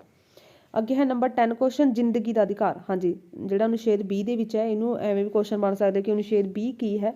ਹਾਂਜੀ, ਅਨੁਛੇਦ 20 ਦੇ ਵਿੱਚ ਵਿਅਕਤੀ ਤੇ ਅਤੇ ਉਸਦੀ ਵਿਅਕਤੀਤਵ ਸੁਤੰਤਰਤਾ ਦਾ ਅਧਿਕਾਰ ਹੈ, ਰੱਖਿਅਕ ਹੈ, ਠੀਕ ਹੈ, ਸੁਤੰਤਰਤਾ ਦੀ ਰੱਖਿਆ ਕਰਦਾ ਹੈ। ਜਿਵੇਂ ਵਿਅਕਤੀ ਨੂੰ ਕਿਸੇ ਅਜਿਹੇ ਕਾਨੂੰਨ ਦੀ ਉਲੰਘਣਾ ਕਰਨ ਉੱਤੇ ਸਜ਼ਾ ਨਹੀਂ ਦਿੱਤੀ ਜਾ ਸਕਦੀ ਜਿਹੜਾ ਕਾਨੂੰਨ ਉਸਦੇ ਜੁਰਮ ਕਰਨ ਸਮੇਂ ਲਾਗੂ ਨਹੀਂ ਸੀ। ਅਨੁਛੇਦ 20 ਦੇ ਵਿੱਚ ਕੀ ਆ ਵੀ ਜਿਹੜਾ ਕੋਈ ਵਿਅਕਤੀ ਜਿਹੜੇ ਕਿ ਕਾਨੂੰਨ ਦੀ ਉਲੰਘਣਾ ਕਰਦਾ ਤਾਂ ਉਹਨੂੰ ਉਹ ਸਜ਼ਾ ਨਹੀਂ ਦਿੱਤੀ ਜਾ ਸਕਦੀ ਜਦੋਂ ਉਹਨੇ ਕੋਈ ਜੁਰਮ ਕੀਤਾ ਸੀ, ਜੇ ਉਸ ਸਮੇਂ ਜਿਹੜੇ ਕਿ ਕਾਨੂੰਨ ਨਹੀਂ ਸੀ। ਭਾਵ ਕਿ ਜਦੋਂ ਉਹਨੇ ਕ੍ਰਾਈਮ ਕੀਤਾ ਉਸ ਸਮੇਂ ਜਿਹੜਾ ਨਿਯਮ ਸੀ ਉਹਦੇ ਅਕੋਰਡਿੰਗ ਹੀ ਉਹਨੂੰ ਸਜ਼ਾ ਮਿਲੂਗੀ। ਠੀਕ ਹੈ, ਇਹ ਨਹੀਂ ਹੈ ਵੀ ਉਸ ਜਿਸ ਸਮੇਂ ਉਹਨੇ ਜੁਰਮ ਕੀਤਾ ਉਸ ਸਮੇਂ ਕਾਨੂੰਨ ਹੋਰ ਸੀ, ਬਾਅਦ ਦੇ ਵਿੱਚ ਹੋਰ ਕਾਨੂੰਨ ਦੇ ਅਧੀਨ ਉਹਨੂੰ ਸਜ਼ਾ ਦਿੱਤੀ ਜਾਵੇ। ਠੀਕ ਹੈ, ਅੱਗੇ ਹੈ ਕਿਸੇ ਮੁਜਰਮ ਨੂੰ ਆਪਣੇ ਵਿਰੁੱਧ ਗਵਾਹੀ ਦੇਣ ਲਈ ਮਜਬੂਰ ਨਹੀਂ ਕੀਤਾ ਜਾ ਸਕਦਾ। ਠੀਕ ਹੈ, ਤੇ ਥਰਡ ਹੈ ਕਿਸੇ ਮੁਜਰਮ ਨੂੰ ਆਪਣੇ ਵਿਰੁੱਧ ਗਵਾਹੀ ਦੇਣ ਲਈ ਰੁਕਾਵਟ ਨਹੀਂ ਪਾਈ ਜਾ ਸਕਦੀ। ਤੇ ਫੋਰਥ ਹੈ ਕਿਸੇ ਵਿਅਕਤੀ ਨੂੰ ਉਸ ਤੋਂ ਜ਼ਿਆਦਾ ਸਜ਼ਾ ਨਹੀਂ ਦਿੱਤੀ ਜਾ ਸਕਦੀ ਜਿੰਨਾ ਅਪਰਾਧ ਕਰਦੇ ਸਮੇਂ ਪ੍ਰਚਲਿਤ ਕਾਨੂੰਨ ਸੀ। ਭਾਵੇਂ ਕਿ ਜਦੋਂ ਅਪਰਾਧ ਕੀਤਾ ਗਿਆ ਉਸ ਸਮੇਂ ਜਿਹੜਾ ਕਾਨੂੰਨ ਸੀ ਉਹਦੇ ਅਕੋਰਡਿੰਗ ਜਿੰਨੀ ਸਜ਼ਾ ਬਣਦੀ ਉਨੀ ਹੀ ਦਿੱਤੀ ਜਾਊਗੀ। ਅਨੁਛੇਦ ਇੱਥੇ 20 ਆਊਗਾ। 20 ਅਨੁਸਾਰ ਕਿਸੇ ਵਿਅਕਤੀ ਨੂੰ ਕਾਨੂੰਨ ਰਾਹੀਂ ਸਥਾਪਿਤ ਵਿਧੀ ਤੋਂ ਇਲਾਵਾ ਉਸ ਨੂੰ ਜੀਵਨ ਜਾਂ ਵਿਅਕਤੀਗਤ ਸੁਤੰਤਰਤਾ ਤੋਂ ਵੰਚਿਤ ਨਹੀਂ ਕੀਤਾ ਜਾ ਸਕਦਾ। ਨੈਕਸਟ ਹੈ 11 ਨੰਬਰ ਕੁਐਸਚਨ, ਕਾਨੂੰਨ ਸਾਹਮਣੇ ਸਮਾਨਤਾ ਤੋਂ ਕੀ ਭਾਵ ਹੈ। ਹਾਂਜੀ, ਸੰਵਿਧਾਨ ਦੇ ਅਨੁਛੇਦ 14 ਦੇ ਵਿੱਚ ਕਾਨੂੰਨ ਦੇ ਸਾਹਮਣੇ ਸਮਾਨਤਾ ਤੇ ਕਾਨੂੰਨ ਦੀ ਸਮਾਨ ਸੁਰੱਖਿਆ ਦੇ ਸ਼ਬਦਾਂ ਦਾ ਪ੍ਰਯੋਗ ਕੀਤਾ ਗਿਆ ਅਤੇ ਸੰਵਿਧਾਨ ਦੇ ਵਿੱਚ ਲਿਖਿਆ ਗਿਆ ਕਿ ਭਾਰਤ ਦੇ ਰਾਜ ਵਿੱਚ ਕਿਸੇ ਵੀ ਵਿਅਕਤੀ ਨੂੰ ਕਾਨੂੰਨ ਦੇ ਸਾਹਮਣੇ ਸਮਾਨਤਾ ਤੇ ਕਾਨੂੰਨ ਦੀ ਸੁਰੱਖਿਆ ਤੋਂ ਰਾਜ ਦੁਆਰਾ ਵਾਂਝਾ ਨਹੀਂ ਕੀਤਾ ਜਾਊਗਾ। ਤੇ ਕਾਨੂੰਨ ਦੇ ਸਾਹਮਣੇ ਸਮਾਨਤਾ ਦਾ ਅਰਥ ਇਹ ਹੈ ਕਿ ਕਾਨੂੰਨ ਦੇ ਸਾਹਮਣੇ ਸਾਰੇ ਬਰਾਬਰ ਨੇ ਅਤੇ ਕਿਸੇ ਨੂੰ ਕੋਈ ਵੀ ਵਿਸ਼ੇਸ਼ ਅਧਿਕਾਰ ਪ੍ਰਾਪਤ ਨਹੀਂ ਹੈਗਾ। ਕੋਈ ਵੀ ਵਿਅਕਤੀ ਕਿਸੇ ਦੇਸ਼ ਦੇ ਕਾਨੂੰਨ ਤੋਂ ਉੱਪਰ ਨਹੀਂ ਹੈਗਾ। ਸਾਰੇ ਵਿਅਕਤੀ ਭਾਵੇਂ ਉਹਨਾਂ ਦੀ ਕੁਝ ਵੀ ਸਥਿਤੀ ਹੋਵੇ, ਕੋਈ ਵੀ ਸਥਿਤੀ ਹੋਵੇ, ਚਾਹੇ ਕੋਈ ਅਮੀਰ ਆ ਚਾਹੇ ਕੋਈ ਗਰੀਬ ਆ, ਸਧਾਰਨ ਕਾਨੂੰਨ ਦੇ ਅਧੀਨ ਨੇ। ਠੀਕ ਹੈ, ਤੇ ਉਹਨਾਂ ਦਾ ਸਧਾਰਨ ਅਦਾਲਤ ਵਿੱਚ ਮੁਕੱਦਮਾ ਚਲਾਇਆ ਜਾ ਸਕਦਾ ਤੇ ਰਾਜ ਦੇ ਇਹ ਪਾਬੰਦੀ ਲਗਾਈ ਗਈ ਹੈ ਕਿ ਉਹ ਸਾਰੇ ਵਿਅਕਤੀਆਂ ਲਈ ਇੱਕੋ ਜਿਹਾ ਕਾਨੂੰਨ ਬਣਾਵੇ ਤੇ ਉਸ ਨੂੰ ਇੱਕੋ ਜਿਹਾ ਲਾਗੂ ਕੀਤਾ ਜਾਵੇ। ਤੇ ਕਾਨੂੰਨ ਦੇ ਵਿੱਚੋਂ ਵੱਡਾ ਛੋਟਾ, ਅਮੀਰ ਗਰੀਬ, ਊਚ ਨੀਚ, ਅਛੂਤ ਕਿਸੇ ਤਰੀਕੇ ਦਾ ਕੋਈ ਭੇਦਭਾਵ ਨਹੀਂ ਹੋਊਗਾ। ਅੱਗੇ ਹੈ ਨੰਬਰ 12, ਰਿਟ ਆਫ ਪ੍ਰੋਬੇਸ਼ਨਸ ਕੀ ਹੈ। ਰਿਟ ਆਫ ਪ੍ਰੋਬੇਸ਼ਨਸ ਕੀ ਹੈ? ਮਨਾਹੀ ਦਾ ਅਰਥ ਹੈ ਰੋਕਣਾ ਜਾਂ ਮਨਾਹੀ ਕਰਨੀ। ਠੀਕ ਹੈ, ਤੇ ਇਸ ਆਦੇਸ਼ ਦੇ ਮਤਲਬ ਕਿ ਪ੍ਰੋਬੇਸ਼ਨ ਦਾ ਅਰਥ ਹੈ, ਇੰਗਲਿਸ਼ ਦਾ ਵਰਡ ਹੈ। ਇਸ ਆਦੇਸ਼ ਰਾਹੀਂ ਸਰਵਉੱਚ ਅਦਾਲਤ ਜਾਂ ਉੱਚ ਅਦਾਲਤ ਦੇ ਕਿਸੇ ਹੇਠਲੀ ਅਦਾਲਤ ਨੂੰ ਹੁਕਮ ਦਿੰਦੀ ਹੈ ਕਿ ਉਹ ਅਮੁੱਕ ਕੰਮ ਜਿਹੜਾ ਉਹਦੇ ਅਧਿਕਾਰ ਖੇਤਰ ਤੋਂ ਬਾਹਰ ਹੈ ਨਾ ਕਰੇ, ਇੱਕਦਮ ਬੰਦ ਕਰਦਾ। ਭਾਵ ਕਿ ਜਿਹੜਾ ਉਹਦੇ ਅਧਿਕਾਰ ਦੇ ਵਿੱਚ ਕੰਮ ਨਹੀਂ ਹੈ ਉਹ ਕੰਮ ਨੂੰ ਨਾ ਕਰੇ, ਇੱਕਦਮ ਉਹਨੂੰ ਬੰਦ ਕਰ ਦਿੱਤਾ ਜਾਵੇ। ਠੀਕ ਹੈ, ਉਹ ਹੁੰਦਾ ਜਿਹੜੇ ਕਿ ਰਿਟ ਆਫ ਪ੍ਰੋਬੇਸ਼ਨਸ। ਅੱਗੇ ਹੈ 6th ਚੈਪਟਰ ਮੌਲਿਕ ਕਰਤੱਵ। ਹਾਂਜੀ, ਭਾਰਤੀ ਸੰਵਿਧਾਨ ਵਿੱਚ ਮੌਲਿਕ ਕਰਤੱਵ ਕਦੋਂ ਅੰਕਿਤ ਕੀਤੇ ਗਏ ਨੇ? ਭਾਰਤੀ ਸੰਵਿਧਾਨ ਦੇ ਵਿੱਚ 42ਵੀਂ ਸੋਧ ਦੁਆਰਾ ਭਾਰਤ ਦੇ ਸੰਵਿਧਾਨ ਵਿੱਚ 42ਵੀਂ ਸੋਧ ਦੁਆਰਾ ਇੱਕ ਨਵਾਂ ਭਾਗ 4th A, ਠੀਕ ਹੈ, 4th A ਸ਼ਾਮਿਲ ਕੀਤਾ ਗਿਆ ਜਿਹਦੇ ਵਿੱਚ ਮੌਲਿਕ ਕਰਤੱਵਾਂ ਦਾ ਵਰਣਨ ਕੀਤਾ ਗਿਆ। ਠੀਕ ਹੈ, ਡਿਊਟੀਜ਼। ਠੀਕ ਹੈ, ਡਿਊਟੀਜ਼ ਨੇ ਹੁੰਦੀਆਂ ਨਾ ਮੌਲਿਕ ਕਰਤੱਵ, ਫੰਡਾਮੈਂਟਲ ਡਿਊਟੀਜ਼। ਤੇ ਨਵੇਂ ਭਾਗ ਦੇ ਵਿੱਚ 51A ਦਾ ਇੱਕ ਨਵਾਂ ਅਨੁਛੇਦ ਜੋੜਿਆ ਗਿਆ ਤੇ ਜਿਸ ਦੇ ਵਿੱਚ ਨਾਗਰਿਕਾਂ ਦੇ 10 ਕਰਤੱਵਾਂ ਦਾ ਵਰਣਨ ਕੀਤਾ ਗਿਆ। ਤੇ 86ਵੀਂ ਸੋਧ ਤੋਂ ਬਾਅਦ ਮੌਲਿਕ ਕਰਤੱਵਾਂ ਦੀ ਗਿਣਤੀ ਕਿੰਨੀ ਹੋਊਗੀ? 11 ਹੋਊਗੀ। ਠੀਕ ਹੈ, ਤੇ 4 ਮੌਲਿਕ ਕਰਤੱਵ ਕਿਹੜੇ ਨੇ? ਹਰੇਕ ਨਾਗਰਿਕ ਦਾ ਕਰਤੱਵ ਹੈ ਕਿ ਸੰਵਿਧਾਨ, ਕੌਮੀ ਝੰਡੇ ਤੇ ਕੌਮੀ ਗੀਤ ਦਾ ਆਦਰ ਕਰਨ। ਨਾਗਰਿਕਾਂ ਦਾ ਕਰਤੱਵ ਹੈ ਸੈਕਿੰਡ ਕਿ ਕੌਮੀ ਸੁਤੰਤਰਤਾ ਦੇ ਅੰਦੋਲਨ ਦੇ ਉਦੇਸ਼ਾਂ ਨੂੰ ਮੰਨਣ ਤੇ ਪ੍ਰਫੁੱਲਿਤ ਕਰਨ। ਨੰਬਰ 3 ਹੈ ਹਰੇਕ ਨਾਗਰਿਕ ਦਾ ਕਰਤੱਵ ਹੈ ਕਿ ਭਾਰਤ ਦੀ ਪ੍ਰਭੂਸੱਤਾ, ਏਕਤਾ ਤੇ ਅਖੰਡਤਾ ਦਾ ਸਮਰਥਨ ਕਰਨ, ਦੇਸ਼ ਦੀ ਰੱਖਿਆ ਕਰਨ। ਤੇ 4th ਹੈ ਨਾਗਰਿਕਾਂ ਦਾ ਕਰਤੱਵ ਹੈ ਕਿ ਦੇਸ਼ ਦੀ ਰੱਖਿਆ ਕਰਨ ਤੇ ਰਾਸ਼ਟਰੀ ਸਭਾਵਾਂ ਵਿੱਚ ਜ਼ਰੂਰਤ ਸਮੇਂ ਭਾਗ ਲੈਣਾ। ਅੱਗੇ ਹੈ ਨੰਬਰ 3 ਮੌਲਿਕ ਕਰਤੱਵ ਕੀ ਨੇ? ਹਾਂਜੀ, ਮੌਲਿਕ ਕਰਤੱਵ ਖਾਲੀ ਸਥਾਨਾਂ ਦੀ ਪੂਰਤੀ ਕਰਦੇ ਨੇ। ਮੂਲ ਰੂਪ ਦੇ ਵਿੱਚ ਸੰਵਿਧਾਨ ਦੇ ਵਿੱਚ ਨਾਗਰਿਕਾਂ ਦੇ ਮੌਲਿਕ ਕਰਤੱਵਾਂ ਦਾ ਵੀ ਵਰਣਨ ਕੀਤਾ ਗਿਆ ਜਿਸ ਦੇ ਕਾਰਨ ਭਾਰਤੀ ਨਾਗਰਿਕ ਆਪਣੇ ਅਧਿਕਾਰਾਂ ਦੇ ਪ੍ਰਤੀ ਸੁਚੇਤ ਰਹੇ ਬਟ ਆਪਣੇ ਕਰਤੱਵਾਂ ਨੂੰ ਭੁੱਲ ਚੁੱਕੇ ਨੇ। ਤਾਂ 42ਵੀਂ ਸੋਧ ਦੁਆਰਾ ਇਹਨਾਂ ਕਰਤੱਵਾਂ ਨੂੰ ਸੰਵਿਧਾਨ ਦੇ ਵਿੱਚ ਅੰਕਿਤ ਕਰਕੇ ਸੰਵਿਧਾਨ ਵਿੱਚ ਰਹਿ ਗਈ ਘਾਟ ਨੂੰ ਪੂਰਾ ਕੀਤਾ ਗਿਆ। ਅੱਗੇ ਹੈ ਆਦਰਸ਼ ਨਾਗਰਿਕ ਅਤੇ ਜਾਗਰੂਕਤਾ। ਹਾਂਜੀ, ਮੌਲਿਕ ਕਰਤੱਵ ਨਾਗਰਿਕਾਂ ਨੂੰ ਆਦਰਸ਼ ਬਣਾਉਂਦੇ ਨੇ ਤੇ ਉਹਨਾਂ ਵਿੱਚ ਜਾਗਰੂਕਤਾ ਪੈਦਾ ਕਰਦੇ ਨੇ। ਮੌਲਿਕ ਕਰਤੱਵ ਨਾਗਰਿਕਾਂ ਦਾ ਦ੍ਰਿਸ਼ਟੀਕੋਣ ਵਿਸ਼ਾਲ ਬਣਾਉਂਦੇ ਨੇ ਤੇ ਨਾਗਰਿਕਾਂ ਦੇ ਵਿੱਚ ਸੰਵਿਧਾਨ ਦਾ ਪਾਲਣ, ਦੇਸ਼ ਦੀ ਰੱਖਿਆ, ਏਕਤਾ ਤੇ ਅਖੰਡਤਾ ਨੂੰ ਬਣਾਏ ਰੱਖਣ ਦੀ ਭਾਵਨਾ ਪੈਦਾ ਕਰਦੇ ਨੇ। 4th ਹੈ ਸੰਵਿਧਾਨ ਵਿੱਚ ਵਰਣਿਤ ਮੌਲਿਕ ਕਰਤੱਵਾਂ ਵਿੱਚ ਕੀ ਕਮੀਆਂ ਨੇ? ਹਾਂਜੀ, ਸੰਵਿਧਾਨ ਵਿੱਚ ਵਰਣਿਤ ਕੀਤੇ ਗਏ ਮੌਲਿਕ ਕਰਤੱਵਾਂ ਦੀ ਪਹਿਲੀ ਕਮੀ ਹੈ ਕਿ ਇਹਨਾਂ ਕਰਤੱਵਾਂ ਨੂੰ ਲਾਗੂ ਕਰਨ ਦੇ ਸੰਬੰਧ ਵਿੱਚ ਕੋਈ ਵੀ ਪ੍ਰਬੰਧ ਨਹੀਂ ਕੀਤਾ ਗਿਆ ਤੇ ਇਹ ਕੇਵਲ ਸੰਵਿਧਾਨ ਦੇ ਆਕਾਰ ਨੂੰ ਵਧਾਉਂਦੇ ਨੇ। ਤੇ ਸੈਕਿੰਡ ਇਹਨਾਂ ਦੀ ਦੂਜੀ ਕਮੀ ਇਹ ਕਿ ਇਹ ਮੌਲਿਕ ਕਰਤੱਵਾਂ ਵਿੱਚ ਕੁਝ ਮਹੱਤਵਪੂਰਨ ਕਰਤੱਵ ਜਿਵੇਂ ਕਿ ਲਾਜ਼ਮੀ ਮਤਦਾਨ, ਇਮਾਨਦਾਰੀ, ਅਨੁਸ਼ਾਸਨ ਦੀ ਪਾਲਣਾ, ਅਧਿਕਾਰਾਂ ਦਾ ਮਾਣ, ਇਹਨਾਂ ਆਦਿ ਨੂੰ ਜਿਹੜੇ ਕਿ ਇਹਨਾਂ ਵਿੱਚ ਸ਼ਾਮਲ ਨਹੀਂ ਕੀਤਾ ਗਿਆ ਜਦਕਿ ਇਹ ਨਾਗਰਿਕਾਂ ਦੇ ਲਾਜ਼ਮੀ ਕਰਤੱਵ ਨੇ। ਤੇ 3rd ਹੈ ਮੌਲਿਕ ਕਰਤੱਵਾਂ ਦਾ ਵਰਣਨ ਮੌਲਿਕ ਅਧਿਕਾਰਾਂ ਤੋਂ ਵੱਖ ਕੀਤਾ ਗਿਆ ਤੇ ਜਦਕਿ ਅਧਿਕਾਰ ਤੇ ਕਰਤੱਵ ਨਾਲ ਚੱਲਦੇ ਨੇ। ਨੈਕਸਟ ਹੈਗਾ ਮੌਲਿਕ ਕਰਤੱਵ ਆਦਰਸ਼ਵਾਦੀ ਨੇ ਤੇ ਜਦਕਿ ਇਹਨਾਂ ਉੱਤੇ ਚੱਲਣਾ ਸੌਖਾ ਨਹੀਂ ਹੈਗਾ, ਜਿਨ੍ਹਾਂ ਉੱਤੇ ਚੱਲਣਾ ਸੌਖਾ ਨਹੀਂ ਹੈਗਾ। ਅੱਗੇ ਹੈ ਸਰਵਭੌਮਿਕ ਸਿਵਲ ਕੋਡ ਕੀ ਹੈ? Universal civil code. ਹਾਂਜੀ, ਸਰਵਭੌਮਿਕ ਸਿਵਲ ਕੋਡ ਦਾ ਅਰਥ ਹੈ ਸਮਾਨ ਨਾਗਰਿਕ ਸੰਹਿਤਾ। ਭਾਰਤ ਵਿੱਚ ਰਹਿਣ ਵਾਲੇ ਹਰੇਕ ਨਾਗਰਿਕ ਨੂੰ ਇੱਕ ਸਮਾਨ ਕਾਨੂੰਨ ਬਣਾਉਣ, ਭਾਵੇਂ ਉਹ ਕਿਸੇ ਵੀ ਜਾਤੀ ਜਾਂ ਧਰਮ ਦਾ ਹੋਵੇ। ਠੀਕ ਹੈ, ਸਭ ਨੂੰ ਜਿਹੜੇ ਕਿ ਬਰਾਬਰ ਅਧਿਕਾਰ ਨੇ।